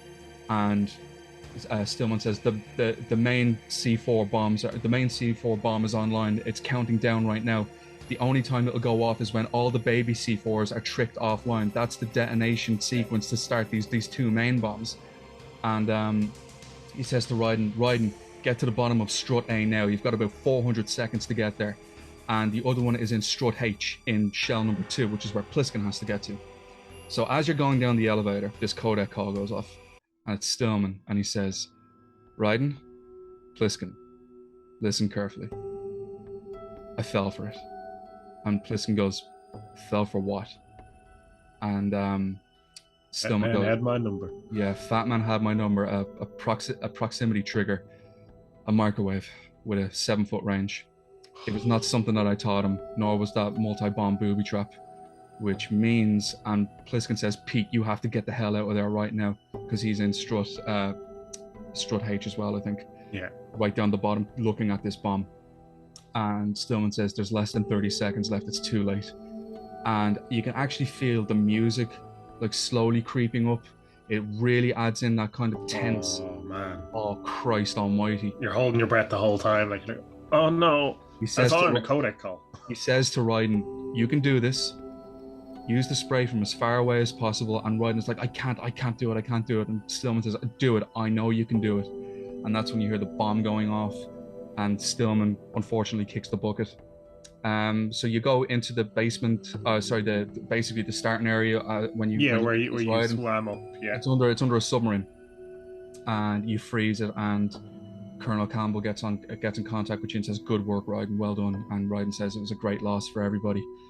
And Campbell says Stillman knew what he was getting into when he came here. Like his sacrifice won't be in vain. But now we have to get back to your main objective, which is to save the president and save the hostages that they have in here. Yeah. So just get back to it. But as you go into the main area again where the elevator was, this is where you have your fight with Fortune. It's not really a fight though, is it? It's more like you stay out of her way. You stay out of her way. Yeah. As she gradually just unleashes hell in your direction. Because you have to wait for the lift to come back down, isn't it? Yeah. You can see the room breaking apart and everything. And it's so well done, because every time she takes a shot, something gets ripped apart. Yeah. And no matter what you do, the bullets just whiz past her. And that's the thing as well, you shoot at her and it'll draw her attention to you. Mm-hmm. So you have to be very clever. And at the end of the fight, once you're kind of close to the end of the timer, she just starts firing off wildly in every direction. Yeah. Yeah. Which leads into the cutscene where the lift comes down and Vamp walks in. Yeah. As Raiden leaps out and takes the shot, the bullet deflects away from Fortune and hits Vamp square in the forehead. Square in the smacker. Yeah. And he's definitely dead. 100% not coming back. No denying. No denying it. He's done. Yeah. Oh man. Well, very sad. What a short-lived enemy. What? You get that codec call as you're going up the elevator, and Campbell says, Raiden, Fat Man contacted us. Yeah. And he left a bomb up in the helipad, which you have to get to. Which eventually you do. You have that run in with Fat Man as you spray down the last bomb, and he's kind of like a goofy kind of character. Like he zips about the place on a pair of rollerblades. Yeah, and he has this big bulletproof jacket. Yeah, bomb-proof even. Yeah, exactly. Now, what was quite interesting was as you're going up to the helipad, which is in strut E, your codec will go off, and the side of the screen is actually blurred out. But you hear, "Be careful, there are claymore mines around that area." And Raiden's like, "Who is this?" And the voice says, "Stealth-equipped claymore mines, invisible to the naked eye. Use the mine detector." And Raiden goes, "Identify yourself." And this being says, "Just call me Deep Throat." And Raiden goes, "Deep Throat, as in Shadow Moses?" And the guy goes, "Mr. X then." And Raiden says, "Just who are you?" And he says, "One of your fans." And Raiden immediately gets onto the but here the Colonel kind of explains to him, Grey Fox was the man who used that name, so whoever's using this is definitely a quack. But it's a nice kind of interesting kind of parallel between which there's been a few of so far. Hints at like the events of Shadow Moses and stuff. So you have your boss battle with Fat Man. You're kind of just like chasing him around the helipad. He's laying bombs, you're disposing them with the spray, you're hitting some shots there with the SOCOM, and eventually he does kick the bucket and dies. Before he does, though, he tells us that there's one last bomb. And it's underneath him. It's very close by. And you're like, oh. And if you have the sensor equipped, you're like, yeah, okay. And it literally is, you just lift up his body and toss him to the side. Like, oh, okay. I forgot to mention as well that you're the one who's in charge of actually saving your mission data is your girlfriend, Rose. Oh, yeah. And there's several conversations with Rose about like what date it is, and Raiden not realizing how important that date is, and it's a whole thing. April 30th. Why is that date so important? Oh, never mind. Oh god. Their stuff hurts to listen to sometimes. It's quite cringy, to be honest with you. But that's part of it. It's deliberate, you know. It's definitely intentional, I think. I'm not saying everything Kojima does is gold, but I get what he was going for with this. And for the most part, it works. Like, I don't hate Raiden.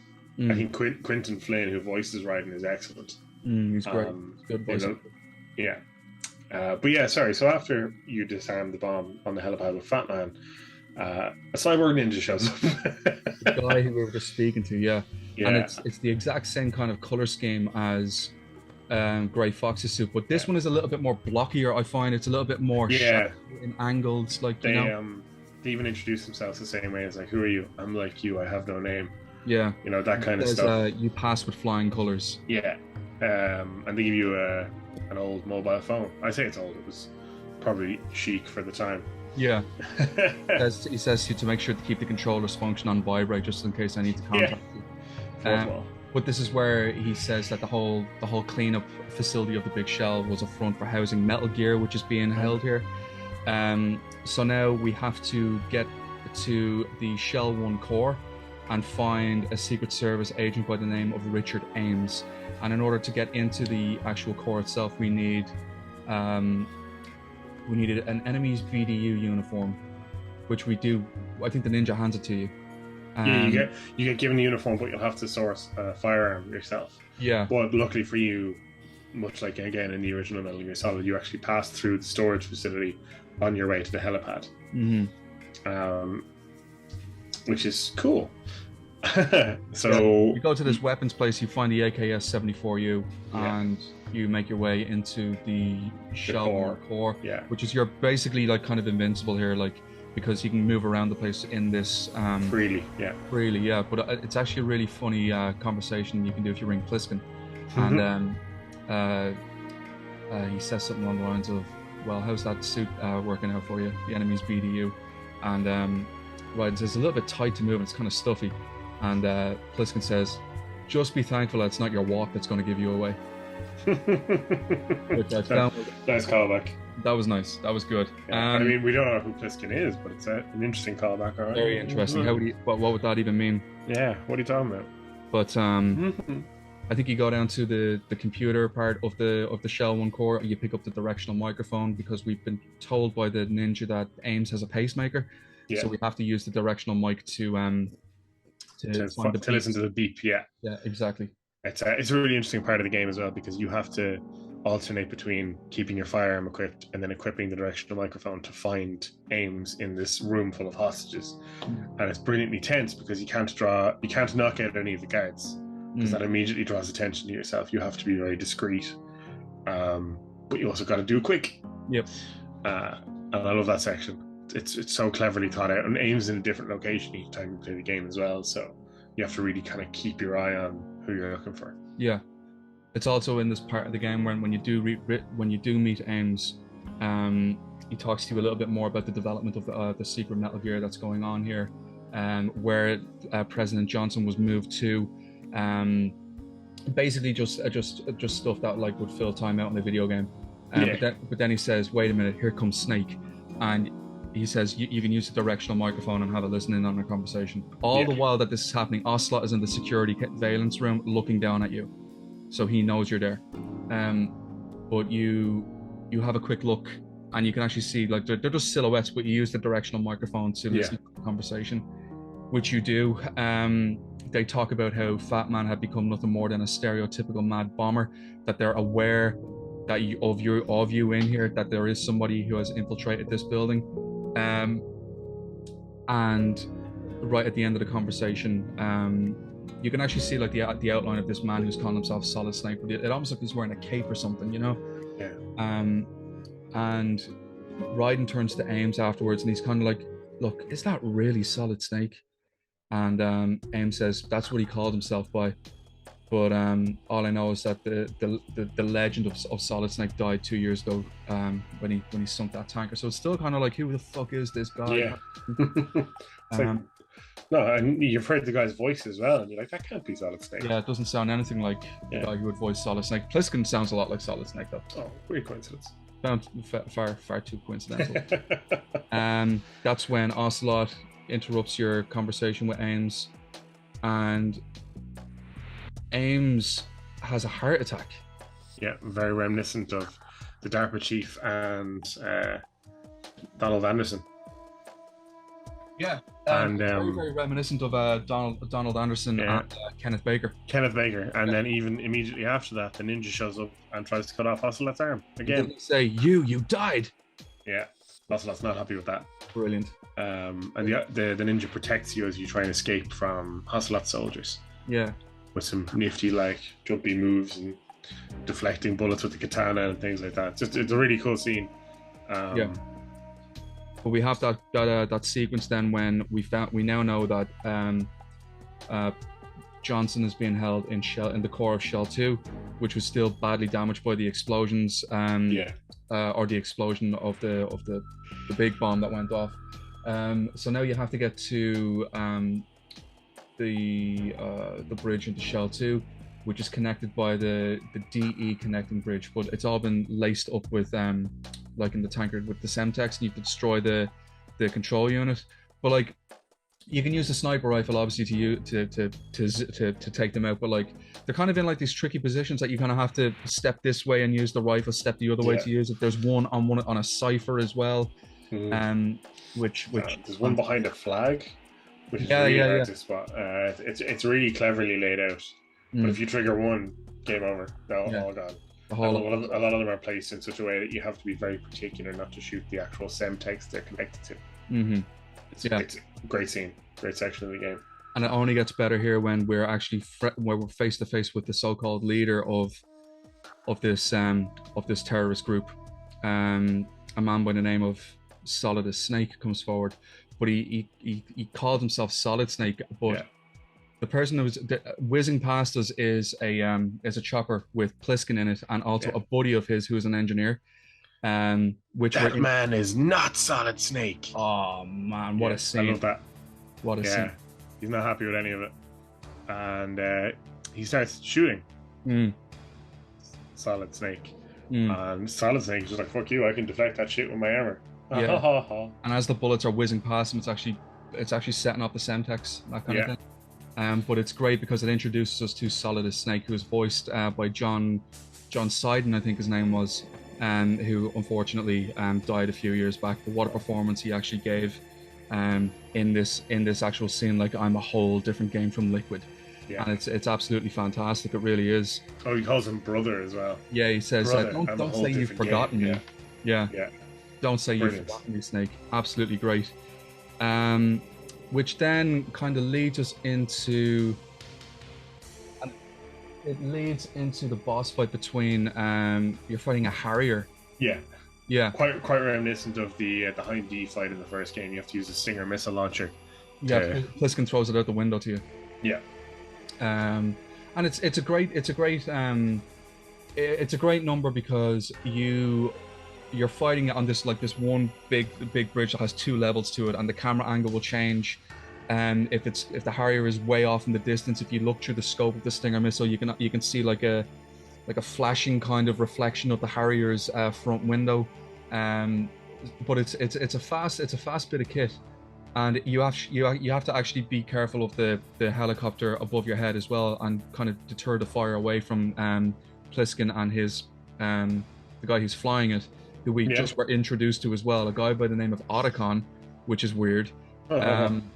It's very, very strange. So once you defeat the Harrier, it kind of lands on the water, and the camera looks down to Solidus, and like his left eye is missing, and he does this, and he kind of looks and he goes, "Ah, they got my eye."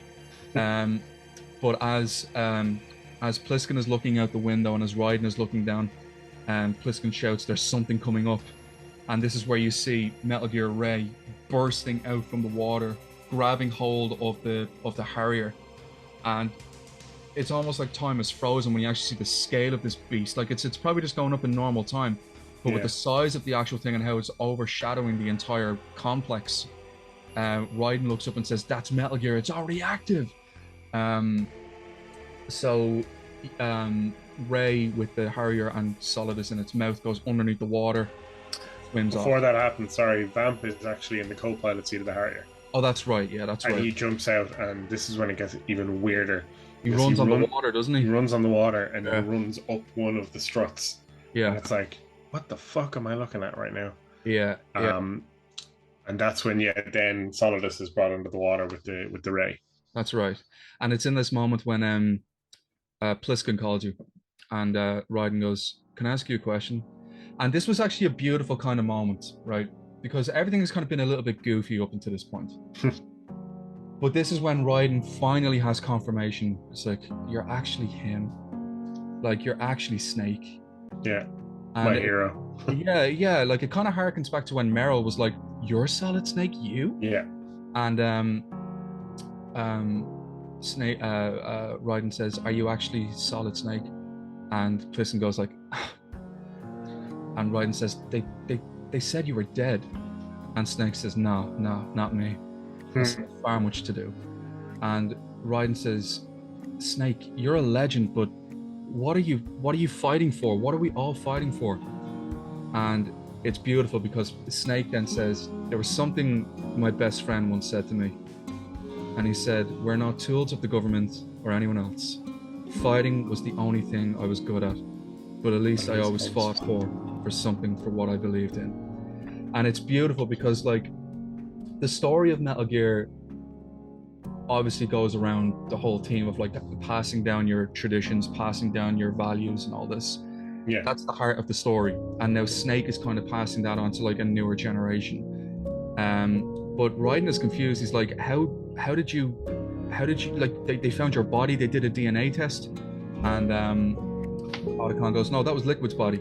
And he and Snake are, like, identical on the DNA level. They're identical, same genes. And the right arm was missing, but that's who it was. And so that's I think they managed to get it out of storage somewhere in the Pentagon, I think it is, or I'm not too certain. I don't think it's ever alluded as to where Liquid was being held. Maybe. Yeah, I think it's briefly touched on. It's not, like, kind of crucial to the plot. It's not important, but that's how they managed to get access to Liquid's body. Yeah, that's how they managed to trick everybody that he died on the tanker. But you get in contact with Colonel Campbell. He says that finding the president is, like, the crucial point of the story now. Yeah. And Raiden says that man was Solid Snake all along. And Campbell says, "Leave him out of this. He's not part of the simulation. Leave him out of this." And, like, it's such a throwaway line, though. Yeah, you don't think anything of it at the time. You wouldn't even notice it, like. And Raiden says, "Whatever happened between you two anyway? I read all about it. You guys were best friends. I read all about it in the report, the unofficial story of In the Darkness of Shadow Moses. Yeah. Like, you guys were war buddies. What happened?" And Campbell gets really vicious here. He says, I don't give a damn what that piece of trash said. Do you get me? And then the conversation cuts, and it's like, what the fuck is going on here, you know? Yeah. And ironically, actually, in the Darkness of Shadow Moses, you could read it in the special functions part of Metal Gear Solid 2. It's actually written by Nastasha Romanenko, I love it. which is kind of cool. Very touched. So you make your way into the Shell 2. You kind of have to use the coolant spray to put out parts of a fire that the Harrier had caused. There's not that many enemies in this area. A lot of the struts that are here you can't get into because they're just badly damaged. Yeah, from the explosion. Yeah. There's more it's more a sneaky section, you know, because there's a bit where you have to kind of shuffle past some windows, but you're not really able to use your weapons at this stage. So you have to be smart. Yeah. And then you can also get pissed on. Yeah, thanks Kojima. You can actually look up and see it. I don't know why I did it in first person. Don't know why I wanted. So you got to do it in first person, man. You got to see that stream. Then when you ring Campbell, he's like, "Oh, Raiden, my sympathies. Mission is a wet works for a reason, but I'm so sorry you have to deal with it." Brilliant. Brilliant. So Kojima. So Kojima. But you get into the part of Shell 2 that isn't flooded, and Olga Gorlukovich is there, and she sets up a trap, a small pathway going into where Johnson is being kept as electrified, which means that you will have to use an Akita guided missile to go in through one of the vents. Yeah. Again, much like the first game. Literally. Oh man, Shadow Moses echoing. I know. You'd swear it was some kind of simulation. But you get the guided missile in to swim through a section, don't you? Part, up the core. Yeah. Where you'll also find Stillman's body. That's later. That's later on when you get to Emma's place. That's it. His body is there. Yeah, his body is there. Raiden says it. Yeah. So you get the Nikita and you make your way back up to the main floor. Yeah. And you fire it in. You destroy the main battery pack that's electrifying the floor essentially. This got weird. Yeah, this bothered me. Yeah. Yeah, this is very strange. Mm. So you enter the door and like you're going to rescue the guy, like, you know. And then President Johnson, are you okay? And he turns around and he goes, "Who are you?" And Raiden goes, "I'm with Foxhound. My code name is Raiden. I'm here to get you out. Are you okay, sir?" Yeah. And the president kind of goes, he leans forward and cups. Yeah. Raiden. Johnson grabs your Johnson. Johnson grabs your Johnson, man. Yeah. And he goes, "Oh, you're a man." And that just kind of confused me, to be honest. It was like, why would you need to add that in? Yeah, no, doesn't make any sense to me. Like he said, that was it. He's like, "Oh, you're not a woman." You're like, I hope not. Was that got like? Well, what does that have to do with anything? Yeah, I never understood. Is it a thing that like they expected the person to shoot him if they were a woman or something? I don't know. Like, I know that Raiden's character he's quite androgynous. Like, yeah, like his suit as well. You know, is quite flat and and he has the long blonde hair and everything like that. So I get to that. I could understand how you might mix him up for a woman. I just don't get the plot relevance. And immediately after Johnson kind of explains a lot of the stuff about what's going on and everything like that, he then is like, "You have to kill me. They need my biological code to use the football because it's he has to check in or something. He has to check in every hour or something. Yeah, with his vitals, and they have to be roughly the same, or else it won't work. Yeah. So they need him alive. And after he's, done all that and told you he wants to die, he tries to force Raiden to kill him. Yeah. And it looks like Raiden does shoot him. There's Raiden's gun is up against his chest. He's like, "Pull the trigger, do your duty to your country." Yeah. And then bang, like, "Oh my god, Raiden shot him." Yeah. But of course, Raiden didn't shoot him. It's our friend Ocelot, wasn't it? Yeah. More confusing. It says, "Alas, my finger must have slipped." Yeah. There's a conversation that you have with the president, without getting too much into it. Raiden says, "Why did you give the terrorists your code? Like, you're working with the terrorists. Why would you work with terrorists?" And Johnson says, "If you had asked me that about 2 hours ago, my answer would have been yes, I am working with them. But I gave them my code as a bartering tool to be a member of the Patriots." And Raiden is like, "I've been hearing that name being tossed about the place. Who are the Patriots?" Now, this is where it gets a bit messy. So we could actually do a whole video on this, but we're not going to. Essentially, what Johnson says is that, and this will come full circle. Johnson basically says that the whole of the United States is run by this secret group called the Patriots. Yeah. Essentially, it's run by 12 men who are called the Wise Man's Committee, and they run everything. They were the reason why the Les Enfants Terribles project happened. They're the reason Shadow Moses happened. They're the reason why George Sears was elected as president. Once that whole Shadow Moses insurrection went south, that's when they booted him out and got another pawn in. Like, forget politicians and all this kind of thing. Politicians are there to give people the illusion of choice, the illusion that you have rights. You don't. You have nothing. You have owners. They own you. They own all the big land. They own all the big wealthy corporations. And all of this is just to give you the illusion that you have a choice in the matter. That's what Johnson is telling us. Yeah. And now, even like this game was released about 21 years ago. 21 years ago, yeah. Looking back on it now, it's like, holy shit. Like, Kojima was a clairvoyant. He had to be. Yeah. It was absolutely brilliant because, like, the way Johnson describes it is like, you can go to a polling booth all you want and get your favorite politician and who appeals to your choices, who appeals to your core values and your virtues. It means nothing. They're just a figurehead, and we're going to give him the information. Yeah. So all the team of Metal Gear at the moment, like at the beginning of the game, you're taking down a stereotypical mad bomber. You're here to rescue the president. You're here to rescue the hostages. In this moment, everything just kind of shifts, and it's like, okay, now I'm being told that everything that I know was a lie. Like, yeah. I'm kind of getting deeper beneath the dirt now at the moment. Has this mission been a lie? Like, if the president is telling me this, and his orders have been siphoned down through the colonel, what's gone missing in these Chinese whispers? What's been taken out and what's been added in? But essentially, yeah. Johnson says that he wanted to be a member of the Patriots. He wanted infinite power, and Raiden says, "But you're the president. You have power." And Johnson says a great line of the whole world revolves around, it's like a game of chess. Yeah. That even if a pawn becomes a queen, it's still a pawn. You know, so the Patriots are in the back constantly plotting. They're the ones moving the pieces. They're the ones moving that. They control the war economy. They control the media. They control the government. They control all the big wealthy corporations, all these big businesses, all this kind of thing. And Johnson had given them the codes of this new Metal Gear to the terrorists as a bartering chip to get into the Patriots. It's just like, looking back on it now, like there's countless YouTube videos on just this one scene alone, and it's mind blowing. It really is. It's fantastic. It's mind blowing. It's just incredible. It really is.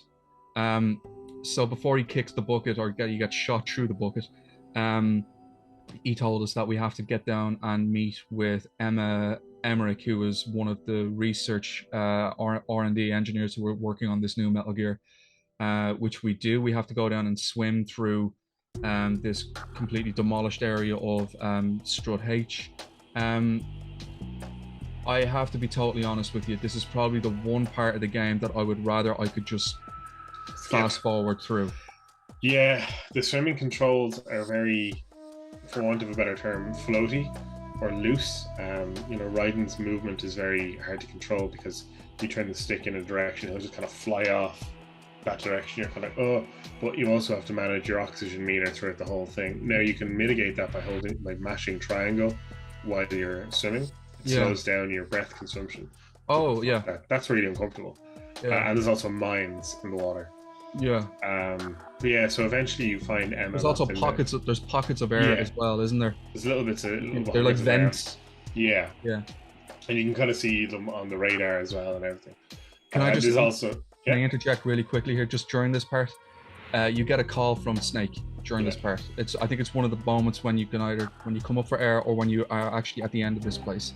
Yeah. And Otacon says, Raiden, it's Otacon here. I got your frequency from the man himself.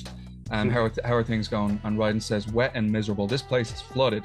And Otacon says, about Emma, there's something that you need to know about her. And Raiden says, go for it. And Otacon says she can't swim.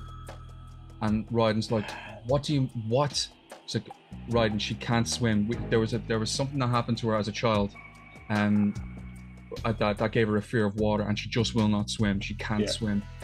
And Raiden says, well, what happened? And it turns out that she nearly drowned. And Otacon was supposed to be looking after her.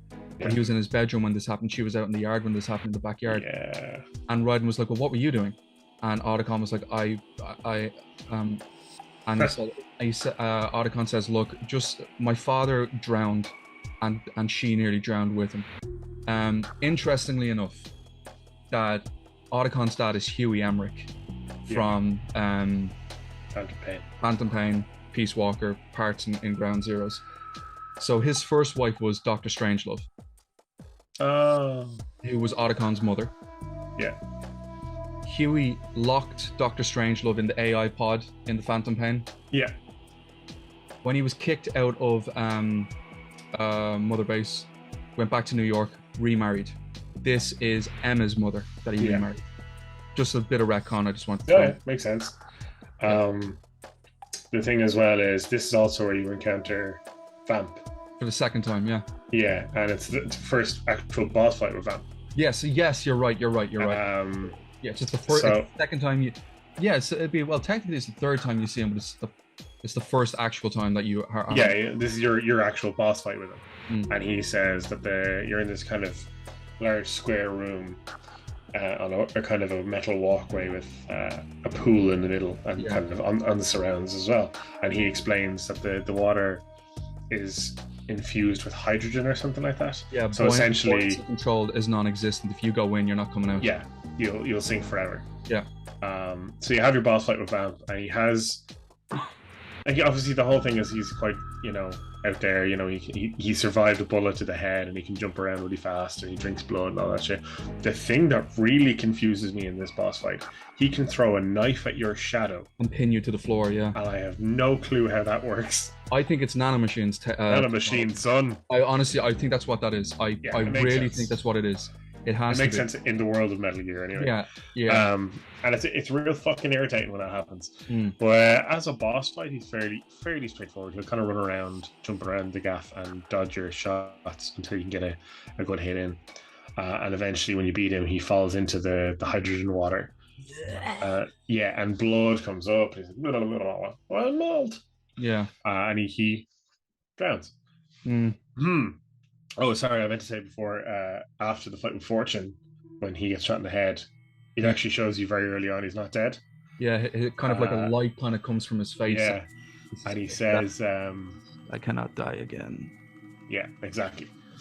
Then, you've beaten Vamp and you move through to the next area where you eventually find E locked in a locker, much like her older brother. What's with Emmerichs and lockers, man? Oh, man. And there's a few bits in this room as well. I think you can find like thermal goggles for Raiden in here or something, or maybe it's a bulletproof vest. Yeah. You can find extra gear anyway in the room with Emma, and Raiden has to convince her to swim. Yeah. And it's like, just close your eyes, and I'll do the swimming. So this is the part that kind of bothers me. It's bad enough when you're swimming one direction on your own, but then when you have to physically guide her because she's been tranquilized or something like that, so her legs aren't working. Yeah, so that's actually mentioned in the room where Ames is when Solidus says, and what about the girl? And Ocelot replies with, don't worry about that, the drugs take care of everything. Yeah. Because they can't afford to lose Emma right now because there's still the final startup sequence for this new Metal Gear. This new Metal Gear isn't Ray, by the way. No. It's something else. It's something else. Yeah, it's something else far worse. So they need it for the final preparation check. But it's, as you were saying, it's bad enough when you're riding, and the way he swims is I know you could probably like tweak it a little bit in the controls, but how he swims is quite inverted. Yeah, I don't like it. If you're playing on the controller and you press down, naturally you think he swims down, but he goes up. I think it was Kojima's way of disorientating the player. It doesn't help as well that Emma's breath gauge is much smaller than Raiden's. Yeah. So you have to take more regular breaks on the way back. Yeah. In between, you have to physically drag her along when you're walking on land. It's very tedious and frustrating. when I was doing those underwater parts, I actually wasn't physically looking at the screen. I was looking at the radar. Yeah, you have to, because you everything in this game, and it's deliberate. It's part of the experience, is that the shells look quite similar because they're strict, specific layouts. So if you're just going through based on your own memory, it can be very easy to get disoriented and lost in the underwater sections. The radar shows you where you can come up for air. It shows you the rough direction of where you're supposed to go. I was exactly the same. I was not looking at the... And if you have the mine detector equipped as well, then you can see the underwater mines on the Soliton radar, which is like, why would I bother looking then? Fuck Yeah, that. there's a lot going on in that section, I think, and Yeah. it kind of... I think every Metal Gear game has that moment where it kind of feels a bit flat. Do you know what I mean? Like, Yeah. It's kind of like, oh, the gameplay for gameplay's sake yeah, section. like in Metal Gear Solid 1, legging it back all the way to the tanker hole to get the sniper rifle. In this game, it's like literally escorting Emma around, and like you have to kind of leave her in one place to Yeah. go and scout ahead to take out enemies. To the swimming. Did Metal Gear Solid 3 have, well, the escort part with Eva, yeah, definitely. That was tedious as shit. And then in Metal Gear Solid 4, when you're, I think there's a part when you're stalking an enemy in Prague and he's trying to leave. Oh. Just they all It, have those in parts. theory, that stocking section is good, but in execution, not so much. Yeah, it's not my favorite. But No. there's a great part when much like with you mentioned this previously, much like with the members of Foxhound, or you could use Dead Cell as an example, or even parts some members of the Cobra unit. Emma kind of opens up a little bit about her past here, and it's in the same room where Vamp, the boss fight for Vamp was. And Raiden says, "You know what? You did really good. You did really good." He's kind of trying to perk her up a little bit, like, "Well done." And she says, she says, "I just close my eyes and I listen to your heartbeat." And Before you go on, I'd like to point out as well that Emma Emmerich is voiced by Jennifer Hale, who Shep, also, who also voices Fem Shep and voiced Naomi Hunter in the Naomi previous Hunter, game. yeah, And great it's actress, actually great actress. it's amazing how well she differentiates between the two characters. There's a lot of reuse of actors in these games, I think. I'm pretty sure Stillman is voiced by the same guy who did the DARPA chief in MGS1. Oh yeah, that's right. Yeah. There's a lot of that, but the actors they're playing completely different characters in different circumstances, different environments. Her Emma Emmerich is so like buoyant and cheerful. There's something very innocent about her character. Yeah, like you want. Yeah, I think they were going for that idea of like a little sister kind of character, which she is to Otacon, but I think they tried to make her like that to Raiden, even if she gets a bit flirty with Raiden. Yeah. But it's this idea that you want to protect this character, you want them to get out alive, which I think Jennifer Hale completely sold. But she also sells the callous, detached Naomi Hunter, the scientist, the doctor. Yeah. Two completely different characters, and you really just, it's, unless you're like really paying attention, you wouldn't even realize that they're the same voice actor. And it's not as if she's putting on a strong accent or anything like that. It's just the tone and the inflection and everything. I just think she sells them both so well. You're right. And of course, when she returns as Naomi Hunter for Guns of the Patriots, which we'll touch on next time. Jennifer Hale, like, she's that's her magnum opus. That's her magnum opus in Metal Gear is Guns of the Patriots for me. Oh, man. It really is. But essentially, Emma says that she remembers when she was a child that her and her brother Hal, who was Otacon, he would used to give her piggyback rides, and she would listen to his heartbeat through his back. And she said that he didn't have that many friends, and I was so frail and alone that he took me everywhere with him. And it had gotten to the stage where they used to play the game House, where he was the husband and she was the wife. Yeah. I was like, we both wanted just to be loved so much, and we went everywhere together. And it happens then when Otacon says, "Look, so how are you getting on?" And Raiden says, "Oh, I've got her right here beside me. Do you want to speak to her?" And Otacon is like, "How are you going to do that?" And Raiden says, "I'll just use my codec as a relay, and you can chime in." And Otacon's like, "Okay." And, they kind of have that awkward like, "Hal," and he says, "EE," and it's kind of like, "Oh, okay." You just have that moment, and then Otacon is like, How how could you work on Metal Gear after our family's dark history? Why would you? Yeah. And Otacon. Emma's like, what? That's really what you're saying to me? And she's like, I did it to get away from you. I hate you and all this. And Yeah. she blames him for uh, like what happened in their past and things like that, Yeah, which no, is it's tragic. oh, it hurts. It really hurts. Yeah, it's tragic. It really is. It really is. So it kind of comes to it then that the reason why we had to get Emma out of there is because she can upload a virus to this new Metal Gear's hardware, which can shut it down basically, and only Emma can do this. It's interesting though because we do have a conversation with Emma through her codec. She talks to us a little bit more about like the rampant use of technology and how it essentially will, at some stage in life, it will be the only dilution process of information. She talks about the whole Y2K crisis that happened, and this came out like a year after this.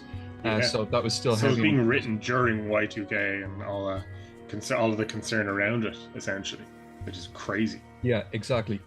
So we have to go through the next part of Strut H, which was blown up, or the next part of the B1 part of Shell 2 that was blown up. And this is the point that you made, is when you open one of the doors, Stillman's body kind of floats out, and this is another weird piece of writing. When if you call Snake, you say, Snake, I just found Stillman. Snake goes, right, and Raiden goes, he was waiting here for me, and Snake and Snake goes, okay, and that's it. It's such a strange codec call. It's very strange. Yeah. So eventually you get out of the water. You finally get out of the water up to the elevator, and you had overheard from Olga while she was electrifying the floor into Johnson's area that essentially once the test is done, they're going to sink the place. Yeah. Because they don't need it anymore. And once they start the startup protocol for this new Metal Gear, all of the struts will be closed off. All of the electronics to get into the doors will be shut off completely. They're only going to keep the core parts open, which is the helipad, Shell 1, and then another place called Strut L, which is basically like you have to go down, I think it's like 450 feet down a ladder, literally onto the seabed floor, and it's kind of, there's all these kind of rocking partitions that link parts of the oil field together, which kind of goes around in a circle up to a ladder shaft into Strut E. Yeah. It's the helipad, and that's where you can get to Strut Shell 1 too. You can get the Shell 1 from there. Yeah. And it's a sniper part of the game. But before that, I'd like to just interject and mention a bit of an Easter egg here. I only found this out recently, as a matter of fact. So, you know how in Metal Gear Solid 1 that when you ring Miller in certain parts of the game, his codec will not answer you because you're fighting him as Liquid. Okay. Yeah. There's a part in this game when you ring Snake that he will not answer you. And it's a part when you're going towards one of the struts to actually get down to where the oil field is, or the oil part is. You call him, and Snake says, Raiden, I'm gonna have to go offline for a little bit of time. And Raiden says, is everything okay? And Snake says, yep, everything is fine. I'm just gonna have a chat with somebody. I'm gonna meet somebody. And Raiden says, you're starting to freak me out now. Is everything okay? And Snake goes, okay, here it goes. I'm going offline. And it cuts. If you try to ring him back, he won't answer. Yeah. And there's a reason for that. Okay? I will get to this. It's brilliant. Brilliant. How Kojima thought about this is just fantastic, because you only realize on your second playthrough. It is amazing. Ooh. It's so good. Right. You climb down the long ladder with Emma, and you're looking out on this beautiful sunset. Emma is like, she's kind of like nuzzling up to you, and it's like, wow, look how beautiful the sunset is. It's so pretty. And like, I know she's only with you in the game for, it must be less than an hour, including the codec calls. But there's something so, I don't know if it was her design, like, 'cause she's still kind of limping with you. I don't know what it was her design or it was the voice acting, which was massively done by Miss Hale. But It's I it's a really number of enjoyed it though. factors. You know, I Yeah, really enjoy like take the underwater part away, but like yeah, interacting with her, I really enjoyed it. It reminds me so much of like Booker's and Elizabeth's yeah. relationship. They managed to very accurate comparison, I think.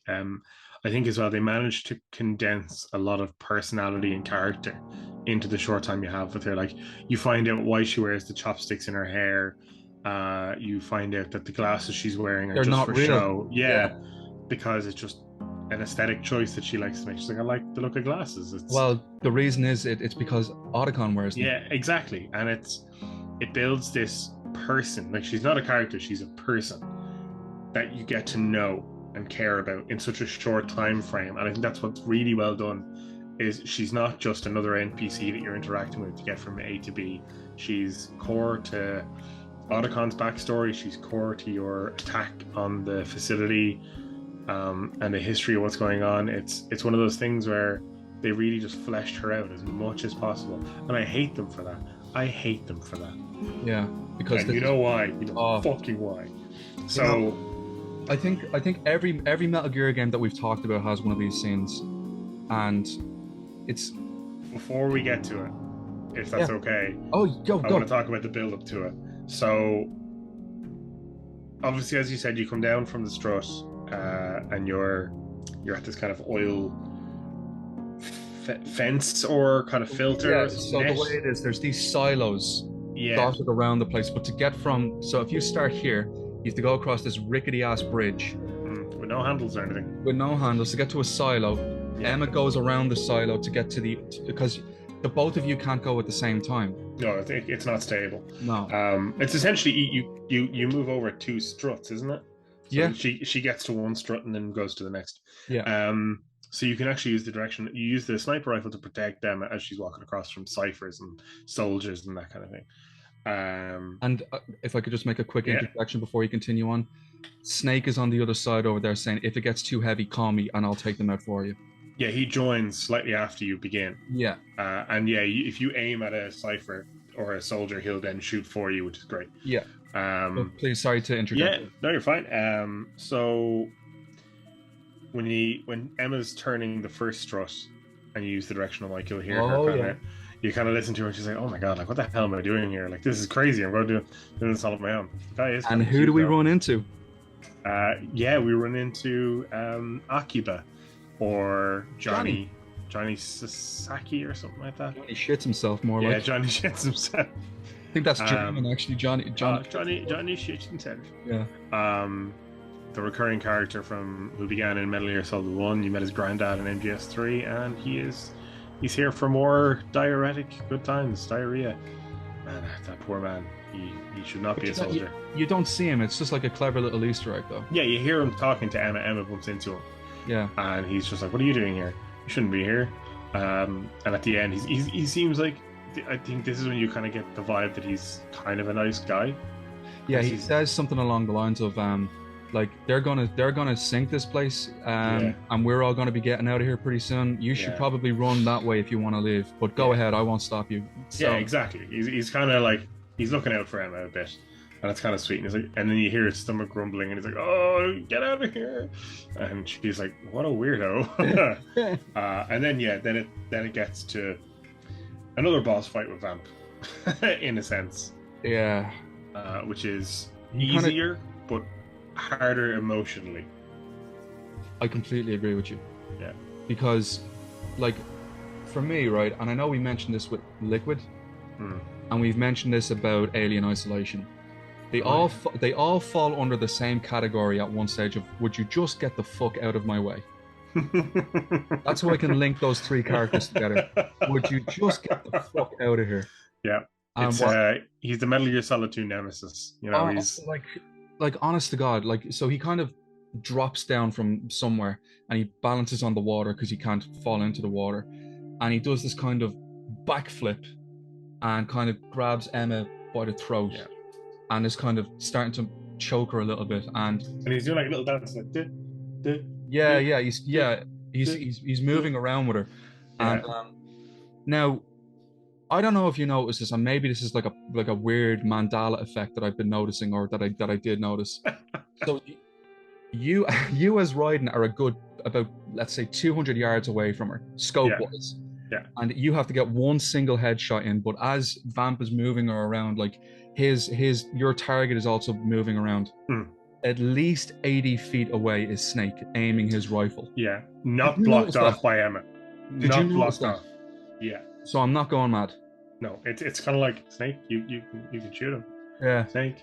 Like the whole time, Vamp is kind of blocking your view with Emma, but he's looking you square in the eye, all the way across the oil field. Yeah. And you're kind of like, okay, I have to shoot him. And I can do it. I'm good at this. It's not my first rodeo. And yeah, Snake is like behind him essentially, or at least to the side of him. And it's like, dude, what are you doing? And Snake. when you call Snake though, he doesn't speak. Mm. It's like just dot dot dot dot dot. Yeah. I don't know what Kojima was hinting at there, and it's never really mentioned in the story. But essentially, you're given one window and you take it. And Raiden has that moment where he fires, and you can just see like Vamp jumps back, and like the wound on his head opens up a little bit more, and he falls backwards into the sun. And that's actually the last time you see him this game. That's it. It's really, there's no dialogue with him or anything like that. I thought actually that the sun would have boiled him alive. Oh, because of the Vamp thing. The whole Vamp thing. And because he's going into salt water, maybe I don't know. Never explained. It's never really touched on at all. He does make more of an impact and an appearance in Metal Gear Solid 2, but I must say, like, playing the second game, like, I think it's after the Fortune boss fight, when he kind of comes back to life, when you see that glow coming through on his face and he wakes up. I was like, this guy's going to be a ball, like, I know he is. But essentially it's a cutscene then when you see Emma, she kind of turns around, and it's like, oh, thank God. Yeah. She's fine. Thank God. Just keep going, girl. Keep going. I'm right behind you, girl. Keep going. Yeah. And she's walking, and Snake kind of notices. He kind of looks out from his rifle, and the camera pans down, and you can just see like this pool of blood circulating on her abdomen.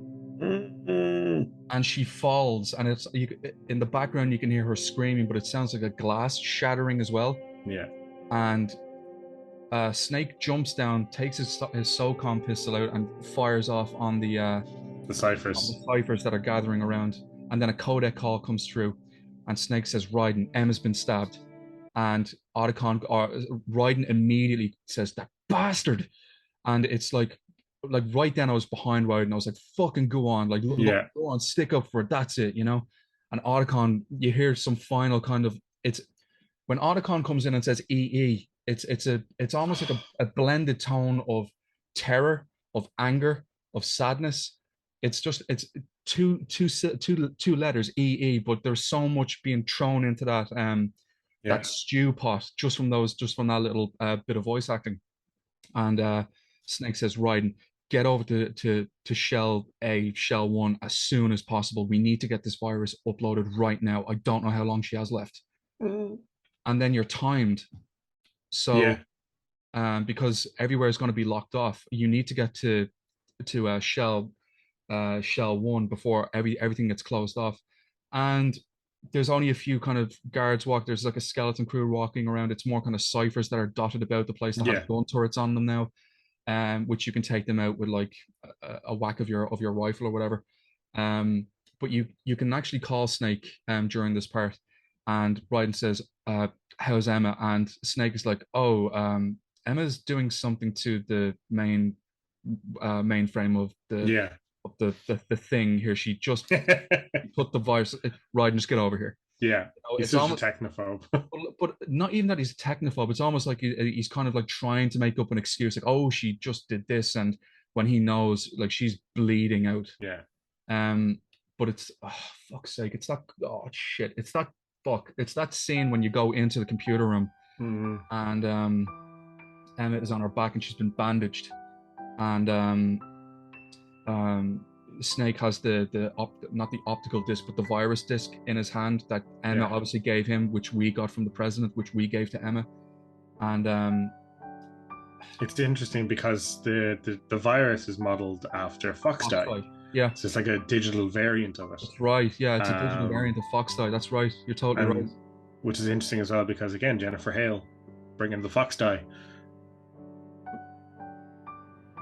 Brilliant. Brilliant. Brilliant. Brilliant. Which I think that was deliberate Yeah. because so much of this game mirrors the first, and obviously we'll get to why. We'll get to why, yeah.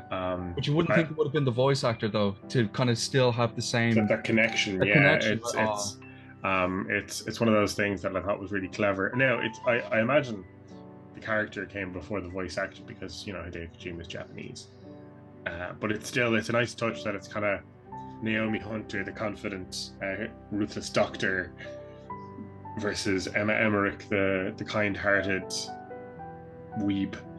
Yeah, the kind-hearted engineer living in the shadow of her body this time. Yeah, just a little dork. Like she's just doing this because she wanted to be closer to her brother. Yeah, and Hal was pushing her away because she's following in the footsteps of her family's curse. All she wanted was some sympathy, or it goes back to the sins of the father. But Snake says all we have to do is just upload this, and you can see how the animation was done. You can see like he's kind of all we have to do is upload this, so we'll just see what happens. And then I can't really remember the lines of dialogue that were said officially between Emma and Hal at this point. But like she's kind of looking up at him, and she's kind of getting a bit groggy-eyed, and she's kind of slurring her words a little bit. Yeah. Yeah. Like it can come across as a little bit hammy. But they make it work. Like I know Otacon's crying voice is kind of funny. Yeah. Yeah. I don't know. It is a little hammy, but I think for the tone that it was setting and the scene it sculpted, it works. But Raiden leans into Snake and says, "How bad is it?" And Snake says, "I think he got some internal organs. Like we can't stop the bleeding." Yeah. She has a bandage around her stomach and everything, and the blood is still coming through. Yeah, it's like she's leaking. Yeah. But she basically, I think in this moment, she says to Hal in the short moments that she does have with him, that she never wanted to hurt him. All she wanted was to be his sister. That she didn't want to like be another cog in the machine of their family's curse. That she was trying to almost break the cycle. I love that as she goes, she takes his glasses off, and then her hand falls. He said the last thing that she says is it's the last thing she officially says is please, can I ask you one favor? And Hal says anything. She says, Emma, my name is Emma.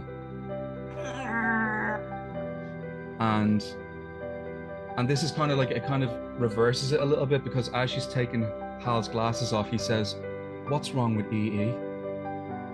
That's the last thing she hears. Yeah.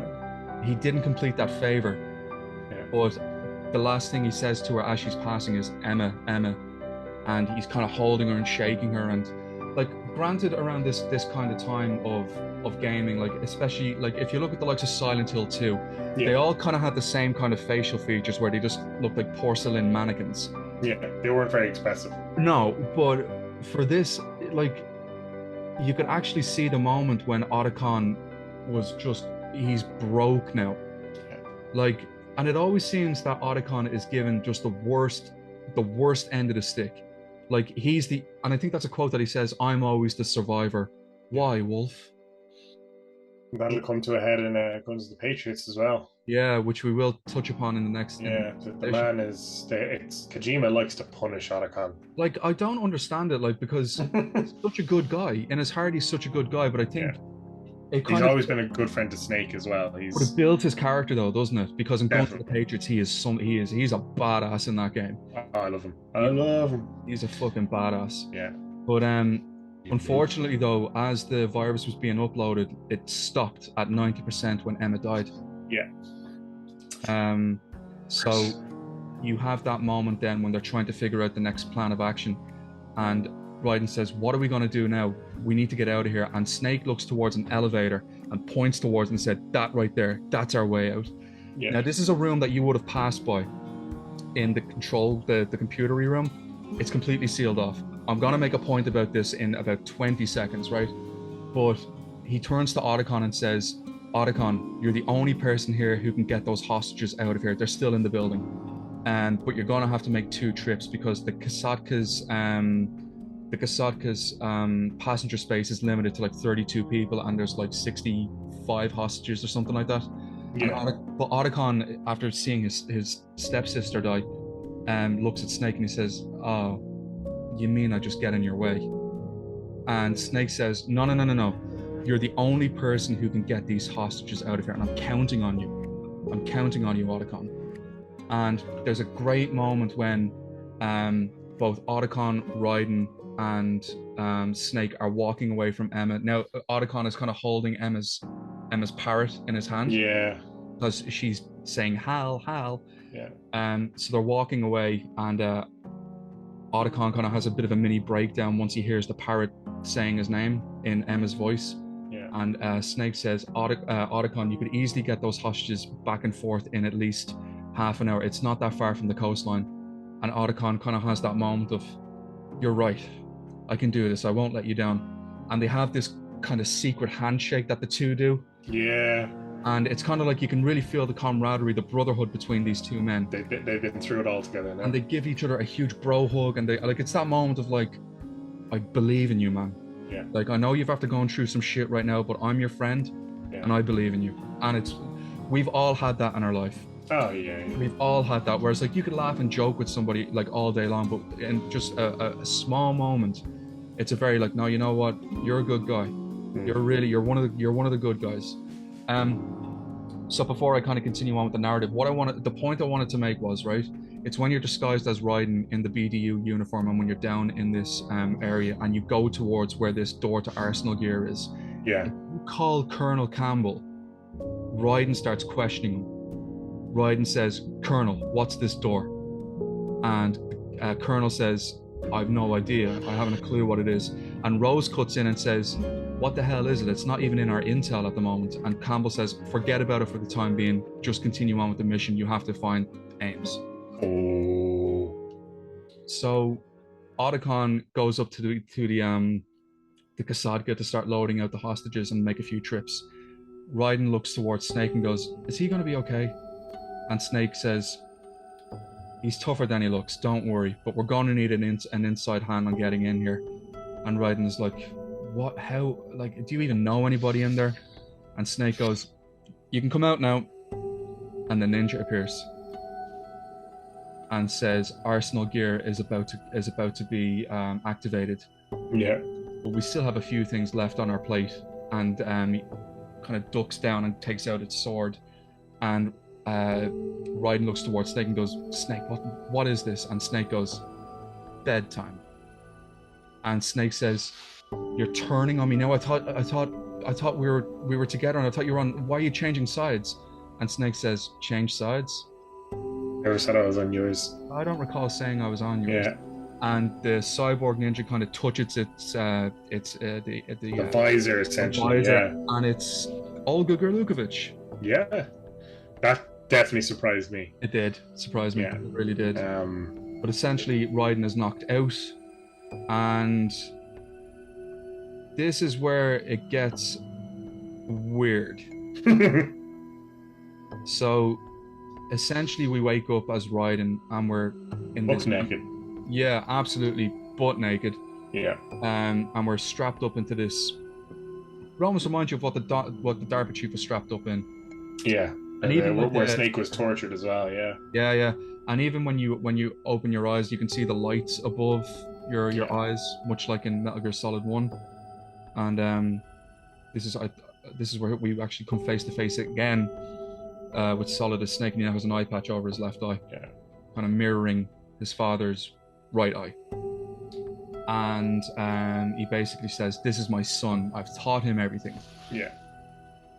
And he kind of goes into Solidus kind of goes into like a brief background about who Raiden really is. Yeah. And he says, a civil war in the 80s. You were the best among the child soldiers. When you were barely 10 years old, you gained 2 code names, and you were known as White Devil and Jack the Ripper. Yeah. We had never been told this though. No, this is entirely new. It's essentially like a massive lore dump. Yeah. At the tail end of the game. Yeah. So it basically kind of says that Solidus found him on the battlefield, raised him as his own child to be his living legacy, I suppose, something along those lines. And Olga Gorlukovich comes into the room, and she has her back to him as Solidus leaves. Sorry, this is before Olga comes in. Revolver Ocelot says, "I find this all very nostalgic," because it's like a replay of Moses. But he looks towards Solidus Snake, Ocelot. He looks towards Solidus Snake and goes, "You're the spitting image of Big Boss." Because when you look at Solidus Snake, though, he does look almost identical to Big Boss, you know? Yeah. So Ocelot takes the virus that was in Raiden's belonging after Snake had taken it out when it hit 90%. Olga Gorlukovich comes into the room after Ocelot and Solidus leave. They're just about to start up the initiation for Arsenal Gear. It's essentially this impregnable fortress with about 200 Metal Gear Ray units in here to protect it. Their plan is to go over Wall Street, to set off a nuke, and to completely eradicate the financial district in Manhattan, to stop the Patriots' hold on the financial district, and start new as the Sons of Liberty. But I think, isn't this where Olga says that Raiden's vital signs are hooked up to her child? Or if she explains to him, essentially the Patriots took her child after it was born, and that's the reason she's doing what she's doing, is essentially to keep the child alive, and that Raiden has to live, otherwise the Patriots the Patriots are monitoring through his nanomachines his health status, essentially. She also gives him a dig in the stomach while he's strapped up, which is a bit cruel. The other thing about that scene is she says that her and Snake are actually in cahoots. Like they're actually allies, and Raiden's like, "I thought you guys hated each other," and she says, No. Snake and Otacon were the only reason why me and my soldiers were able to get out of the sinking tanker 2 years ago. And I didn't find this out, but she had blamed Snake as being the reason why her father died on the tanker itself, and she was lied to by Ocelot. And this is the point I want to make, right?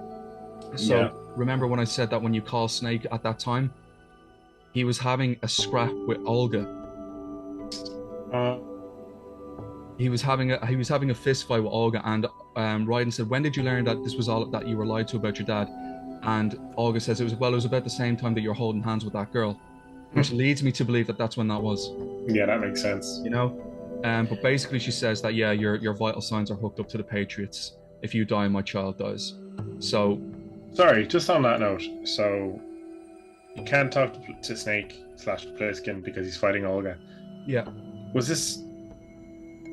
You know the way we haven't touched on this before, but you know there's a section early on in the game where you can catch Snake hiding in his cardboard box on one of the bridges. Right, that's a good point. So it depends on what way you go when you're defusing the bombs. Yeah, that's it. So if you go one way, because there's a pathway that's broken up. It depends on what way you start hunting for the bombs. If you want to start at because you can do them in any order, really. Any order. Yeah. From the DE connecting bridge, from the CD connecting bridge, so from where the canteen is to the water purifying bridge, you can see Pliskin pissing past you in a cardboard box. Yeah. And you shoot him. And it depends on how you can actually see the box disintegrating, but he's always faster than you. Yeah, of course. And when you ring Pliskin, you say, "I'm after just seeing another guy run past me in a cardboard box." And Pliskin says, "A cardboard box?" And Raiden says, "Yeah, I've never seen anything like it. Is this one of those freaks from Dead Cell?" And Pliskin goes, "What do you mean, freak?"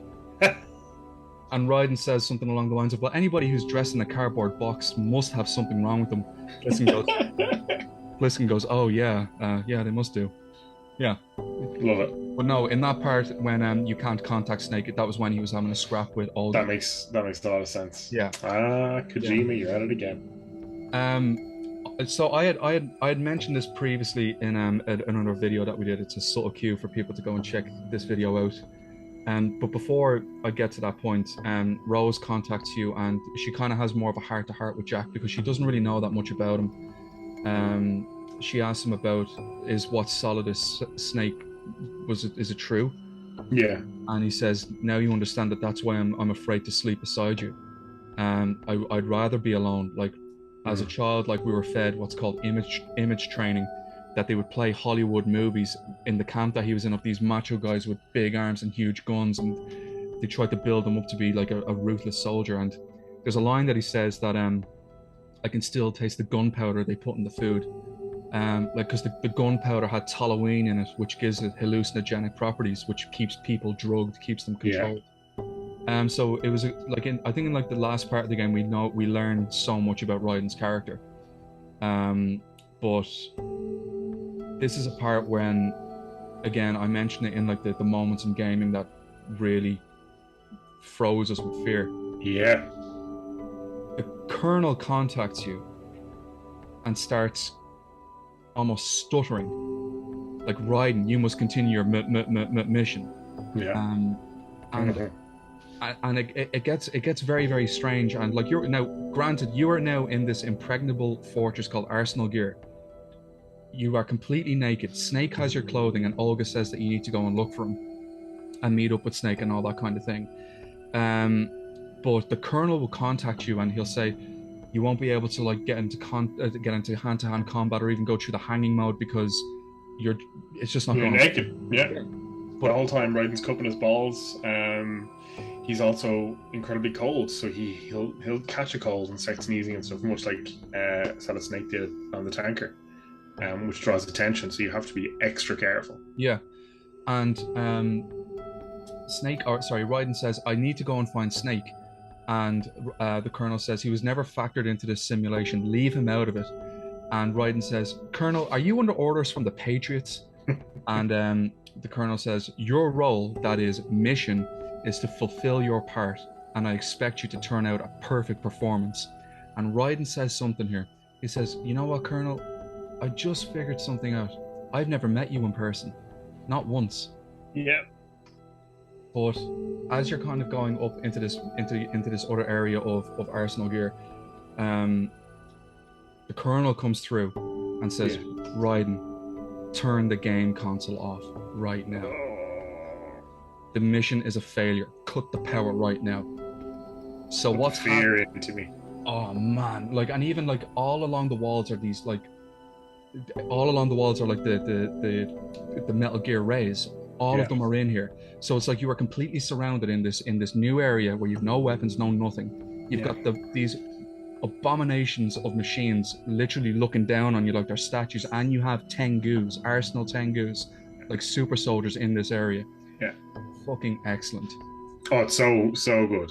It's so good. And like, it's this great thing as well that Arsenal Gear is designed to feel like it's an actual giant living thing in a sense, because if you pause the game at any other point, it gives you kind of a map screen and tells you like, oh, you're in Shell 1 Strut B or whatever. But in the Arsenal Gear, it gives you intestinal organs, the lower intestine. Yeah, you're in the duodenum, the jejunum, because it's like you're moving through. It's like you're being digested by Arsenal Gear, metaphorically, which makes sense because this idea is like you're being absorbed into the system. That's the point I was going to make. That you made that point in the last video, that it's almost like you're being swallowed by the simulation. Brilliant. It's brilliant. I love it. Brilliant. Eventually you do find Snake, and he gives you your gear and a new item, a kick-ass katana. The high frequency blade, which I love. To give you this, and I like that they managed to fit that in with the mechanical themes of the game of play it your way, you know, so you can switch it so that it's blunt and it won't kill anyone. Oh yeah. So it's like if you press, I think you press square, Raiden will like click a button on it and it switches between red and blue. Red is lethal, blue is like non-lethal. So if you're going for like a run where you're not killing anyone, switch your sword to blue and you knock the fuckers out, which is great. And you can even deflect bullets temporarily with it, which I thought was a nice touch. Mm. So yeah, you fight your way through some Tengus with Snake at your side, and not before he breaks the fourth wall again. Oh yeah. Well, if you need any ammo, let me know. Infinite ammo. Yeah, love it. Great touch. Love it. And then you get to this. This part broke me. When you're in this kind of large circular white room, and then a bunch of the arsenal gear Tengus are jumping down, and you're fighting them off, and there's like a flash on the screen, and it's the mission failed screen. Oh yeah. But if you're paying close attention, you'll see it doesn't say mission failed. It says fish and males. Right. Yeah. And you're still playing. Yeah. Which is like, what's going on? What the fuck? And you can continue or exit as well. Like there's an option there on the screen, like the normal mission failed screen. And it's kind of like mind fucking because again, it's like the Colonel, what he was doing before, where he's trying to tell you like, no, you've lost, it's over, give up, walk away. I thought that was really cool. And on the subject of Campbell's calls, some of the stuff him and Rose say, because Rose turns out to also be part of the simulation. Yeah, that's right. Now that's confusing for people. Like Raiden does have a girlfriend called Rose, and she's real. And she's real. You meet her. But the person on the codec isn't Rose. Yeah, that's why she's always asking you questions about yourself. Yeah, she's trying to get like more information on Raiden. Exactly. There's also times when like the visual on the codec breaks for Colonel Campbell, where he loses. It's like a skull kind of face. Skull face. And there's stuff as well where he's telling you stories. Like, I went out for a drive, and I got kidnapped by aliens, and you're like, I'm sorry, what? I think that dialogue is Raiden. Something happened to me last Thursday when I was driving home from work. That's the one. I was about halfway home when I noticed that there was a glowing ball of orange light in the sky to the east, and all of a sudden it was coming closer and moving very irregularly, and all of a sudden I was surrounded by this white light. And when I came to, I was home again. What do you think happened to me? So weird. But like he'll even go back to like previous games, and he'll say, "This is Big Boss. Enter the bridge by the left. Out." Yeah. Or he'll say, like he'll even go and speak about some of the VR titles, like Variety Mission 7, Rescue Meryl, or all these really, really obscure things. Like he even kind of like blames you or asks you, "Are you cheating on the game?" Yeah. You wouldn't be trying to break your score by using some kind of bogus code or anything, would you? I can't believe you. I can't believe you go that low and things like that. Brilliant. So it just rattles you. Like it completely throws you off because the whole time, you're invested in what's happening in the game, and the game shatters the fourth wall. And it's like Campbell isn't talking to Raiden now; he's talking to you, the player. Fact. Yeah. Absolutely. Yeah. And that's what makes it so uncomfortable. You're like, oh no, stay the fuck away from me. There's that part then when you're in that room with the Arsenal Tengus that Fortune appears. And she has her final battle with Snake. Yeah. And you go up to this grander area and you have to fight a bunch of Metal Gear Rays. Ironically, which all have the code name of MG Ray RO5E Rose. Or RO4E Rose or RO3. It's very clever how that's done. Yeah. But you essentially have to take them. You have to take them out with Stinger missiles, all this kind of thing. Yeah. It's a fine boss fight. You're just against all these gigantic monstrosities of. They're individually fairly straightforward. Like you shoot them in the leg, their mouth opens, and you can do more damage. Exactly. And it's kind of like, man, Solid Snake had trouble with one Metal Gear in the first game. Raiden's taken down 50 of them on his own in the second game. Even taking on an evolution of Metal Gear as well. Yeah, like an anti-Metal Gear. Yeah. But I think isn't this the part where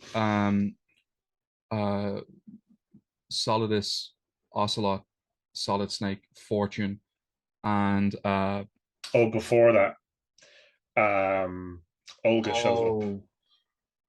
Shit, yeah, this part. Yeah, Olga shows up and tells Raiden that he has to live. Solidus grabs her with one of his tentacles that he has on his back. Yeah. And she's like, you have to live for my child. and Solidus shoots her in the head. Yeah, and throws her body just away like it's this at the Yeah, start of like a rag doll, just like boom, yeah. you're dead. See her eyes are still open. Yeah, she's kind of like hanging back and like, and then he tosses her. Yeah. It's like, oh, you son of a bitch. God damn. God damn. And like, then the Arsenal gear virus kicks in, Yeah. and the rays start going crazy. Yeah. That's when Solidus kind of jumps around. He takes out a few of them by himself. That's right. Yeah. And then he grabs Raiden. I think he lifts you up now, or is it? It might be after. Sorry, sorry. It's what you said when all the other characters show up. Mm-hmm. And like Snake is handcuffed. He lost the fight to Fortune, and yeah, this is when everything comes into full circle now. Yeah. So Snake and Raiden are essentially captured and are taken to the top of Arsenal by Solidus. Fortune and Ocelot are there, and Ocelot steps forward and reveals himself as a Patriot agent. Yeah. And basically says to Raiden and Solidus, Raiden was chosen here because he's a mirroring image of you. Solid Snake was chosen for Shadow Moses because he's a mirror image of the Ultimate Soldier of Big Boss. Yeah, like everything has been planned. Yeah. Solidus mentions before this that S3, which had been hinted at before, stands for Solid Snake Simulation. That's right. Where essentially the entire Big Shell incident was orchestrated to mirror the events of Shadow Moses, which was the ultimate test for a soldier. Yeah. So they put Raiden through it to. It was to model like an infantryman to be in the shadow of the legendary soldier, the perfect soldier, Solid Snake. Yeah. And the deliberate mirrors of events. You know, they had the terrorist organization with superpowers. They had you complete certain tasks in a specific order and meet certain types of people and face certain types of obstacles that were all in Shadow Moses. Yeah. So clever, and that's that when you think about that. Like this is the part that kind of blows your mind. Is early on when Raiden asks the Colonel about Snake, he never factored into the simulation. Leave him out of this. Yeah. Yeah, he's not just referring to a simulation that Raiden ran of Big Shell before going in. He's talking about the current simulation that Raiden is in. Snake is an unquantifiable factor in this new simulation. Yeah. They didn't anticipate his arrival. Well, Ocelot did, but Solidus didn't. Yeah. Yeah, and it's so clever because that's what Campbell's really referring to is he didn't factor into this simulation that you were currently going through. Yeah, absolutely. It's such a clever, like it's one of those things you look back at, you're like, oh, yeah, all of these things that were said, I get it now. When the AI of the Colonel says he was never factored into this simulation, leave him out of this. It's like the AI is trying to go through the probability of will something happen, you know? It's like we did not prepare for the arrival of Solid Snake. Yeah. Snake was referred to Snake was referred as the country's dirty little secret as a product of the Les Enfants Terribles, while Raiden referred to himself as a dirty reminder of what he went through in the small boys unit, and both bore the past of them being like a sort of ultimate soldier kind of trying manufactured. Exactly. Yeah. Exactly. You know? Everything full circle at this point, and I think isn't it that moment when Ocelot says to Fortune, "You could have died at any time." Bang. Shoots him. Yeah, and she falls over. Yeah. The bullet goes through her chest. Yeah. You're like, what? He turned off some kind of switch or something. She essentially had like a transmitter.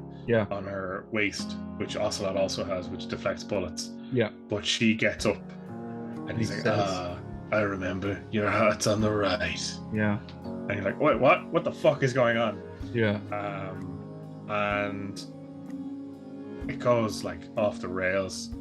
Ocelot jumps into Metal Gear after betraying Solidus, starts firing missiles at them. Solidus reveals he has missiles in his tentacles as well. That's a thing. Yeah. He shoots missiles at the Metal Gear or whatever. Like, yeah. And while the missiles are shooting down at the gang, Fortune gets up and psychically deflects them all. Yeah. Showing she actually had these powers already, which she was Lady Luck after all, right? Yeah, it has like an extra layer of confusion. It's like, wait, was that because of Ocelot, or was that just because Fortune had these powers? Yeah. I don't know. It's not really explained, is it? No, that's one of those things that's kind of just left up to be like, You figure it out. Yeah. And then that's the moment when like Solid Snake kind of breaks his handcuffs and is running after Liquid. He's like, Liquid, stop this. In a Metal Gear. Yeah. Oh yeah, sorry. Liquid's come back out of Ocelot at this stage as well. To be fair. Yeah. Leave him to it. Yeah, so fucking confusing. And then Arsenal Gear crashes into Manhattan. Yeah. And Raiden and Solidus fall down onto. I don't know Manhattan very well, but I know it's a kind of an important City Hall. It's City Hall. City Hall. Yeah. Fall onto. Yeah. It's a landmark.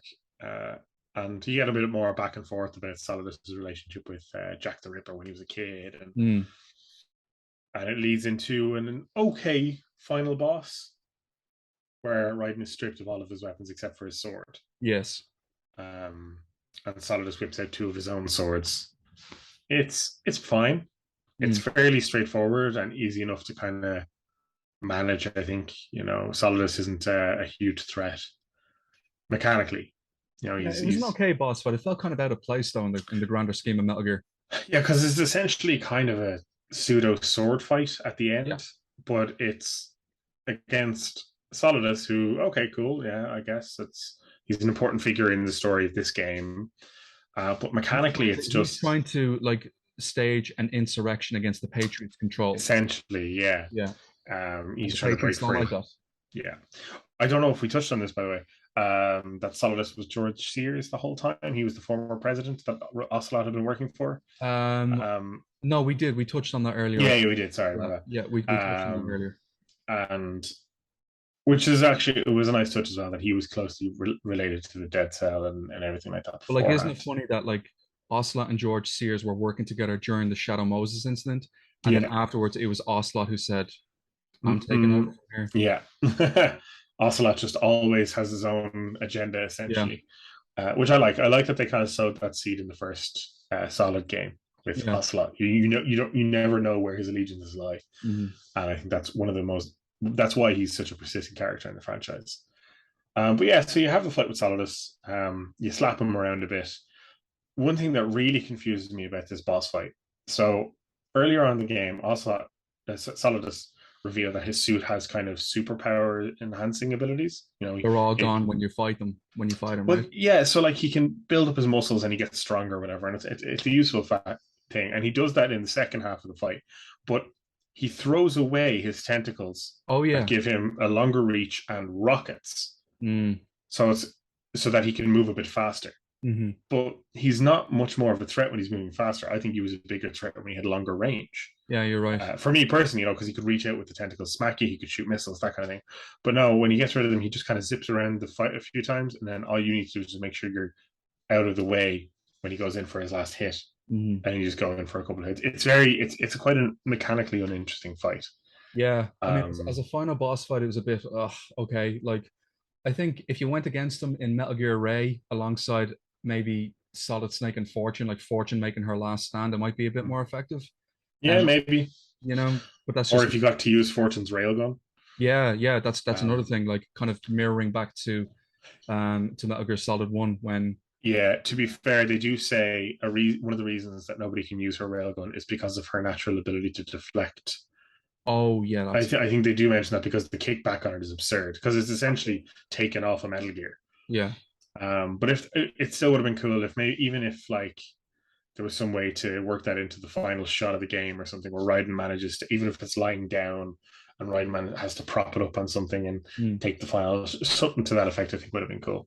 Yeah. So Raiden takes out Solidus and he falls from the building. Yeah.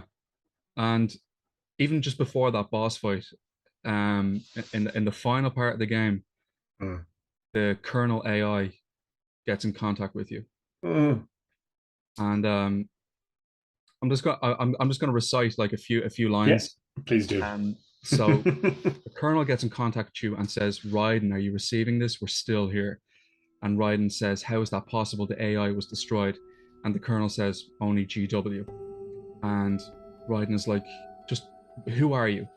And the Colonel says, to begin with, we're not what you'd call human. Over the past 200 years, a kind of consciousness formed layer by layer in the crucible of the White House. It's not unlike the way life started in the oceans 4 billion years ago. The White House was our primordial soup, a base of our evolution. We are formless. We are the very discipline and morality that Americans invoke so much. How can anyone hope to eliminate us? As long as the nation exists, so do we. And it goes on to say like that, like you have no illusion, or you have no freedoms. Yeah. You know, one of the last things that the AI say, but it's obvious from the start that only a few can succeed. You exercise your right to freedom, and this is the result. All rhetoric to avoid conflict and to protect each other from hurt. The untested truths spun by different interests continue to churn and accumulate in the sandbox of political correctness and value systems. And this is the way the world ends, not with a bang, but a whimper. We are trying to stop that from happening. You know, it's just it's amazing because the AIs are saying we're not the ones smothering the world, you are. Yeah. Like, we're trying to protect you from this. But the last thing that the Colonel says is, so who will it be? Solidus, the Patriots' creation, or Jack the Ripper, Solidus's creation? Our beloved freaks, enjoy the show. And that's it. That's when he would the AI would inherently delete itself. Yeah. But brilliant. It's just the illusion of choice that hasn't been granted to the player, you know. Absolutely. That's what Metal Gear, you know, is essentially all about. But you have that last kind of hurrah, and with Snake appears and he says to like follow what's right to you, and like your values are what you hand down. And the misinformation that you've been fed through lies, through the media, all this kind of thing, in 200 years time, they're not going to matter. Yeah, it's what you decide to hand down. But Kojima was so brilliant in how he scripted this. It was like one of the lines that the Colonel AI says is, the privacy of a killer is respected more than the privacy of the victim's family. And it's just like, looking back on it now, it's absolutely incredible. Like it really is. Such a big theme of the game is the trusting of information, particularly in a digital format. But like, so a big part of the advertising for the game was showing exclusively Solid Snake. Raiden was nowhere near the advertising. He's not on the box art. He's not on the back of the box. So it's like you can't trust the game in what it's actually selling you, because Raiden is 99% of that game. He's a huge chunk of it. He takes up the vast majority. But nobody knew that, because it probably wouldn't have sold as well if you're not playing a Solid Snake. Add to the fact that, you know, the Colonel that you get to know and the Rose you get to know in the game, you can't trust who they are. Even the mission you're on is not the mission you thought you were on. Yeah, exactly. So it's this idea of like, you've been peddled information that was completely false. You know, it was a false narrative, and the fact that he worked that into the advertising of the game and everything, I thought was brilliant. It's purely, it's savage, like it's cruel almost. Yeah. But it gets the point across in such a clever way. Yeah. And even when you meet Rose at the end in the streets and you discuss, like, I think she's pregnant, maybe. Yeah. No, yes, it's the AI that says that to you, but I think that's it. Yeah, because it's trying to evoke a response. Exactly. Yeah, it's kind of like, oh, I'm pregnant, and you're like, her eyes go white and it's like, I'm pregnant, Jack, you're a baby. Oh, it's twisted. Yeah. And I think everything was in service to that mission, that ethos, that information is controlled by somebody else, and we are only given so much, and we are fed what they want us to believe. Now, I'm not saying I'm a conspiracy theorist or anything like that, to be fair, but it is true. Like, you know, everything is curated and collated and presented in the most appealing way possible, I suppose. That you don't think for a second about the source of this information. Yeah. And I think that's what's so that's why Rose was chosen for Raiden, is that's someone he connected with. That's why it makes sense for us to try and guide him and shape him and control him that way. Campbell is a historic figure in the sense that he worked with the legendary Solid Snake. So it makes sense that Raiden would respond to him in a positive manner. It's so well thought out, so well crafted. There's nothing else like it. No. like, and even looking back on it now, like it's like, how the fuck did they even come up with this stuff? Like it's just amazing. Wild. Because like you see it on like social media. It's like, oh, did you hear who wore that fancy new dress at the Oscars, or do you hear who Yeah. sponsored it at the Oscars? And it's like, that's what it's constantly being bombarded in front of you. But Yeah. underneath it all, it's like, did you hear about the oil crisis going on here? Did you hear about how stocks are crashing? All this kind of thing. But essentially, the end of the game is a phone call between Snake and Otacon, and Otacon finally says, about the Patriots. Oh yeah. And Snake says, yeah, what about it? What about them? Otacon says, well, they're all dead. And Snake says, all of them? And Otacon is like, yeah, every single one of them. And Snake says, well, for how long? And Otacon says, oh, about 150 years. And then it's like, dun, dun, dun. ends. And we will actually cover what that officially meant, because it's not the Patriots that we think they were. It was another group that really started everything up. It was it harkens back to Metal Gear Solid 3. Yeah, exactly. You know, with the loss of his legacy. Exactly. Nuts. I mean, there's so much that we could actually talk about in this video, but it's gone well past the time that we thought we were actually going to finish. We might kind of touch on this game again and just kind of, add in the points that we missed out on in another video, but we're going to be finishing up this retrospective with Metal Gear Solid 4, the final kind of canonical game of the Solid Snake story. But for everybody who has watched, we really appreciate you guys being here. Any comments, likes, new subscriptions. There's 3 people running this channel. We really do appreciate it. We are not AIs, by the way, so we're leading you a good way. Not yet. That's what an AI would say. But guys, we really do appreciate it. And please do not forget to save your progress. And signing off on the save point, I've been your host, Joker. I've been your co-host, Shepard. Take it easy, guys.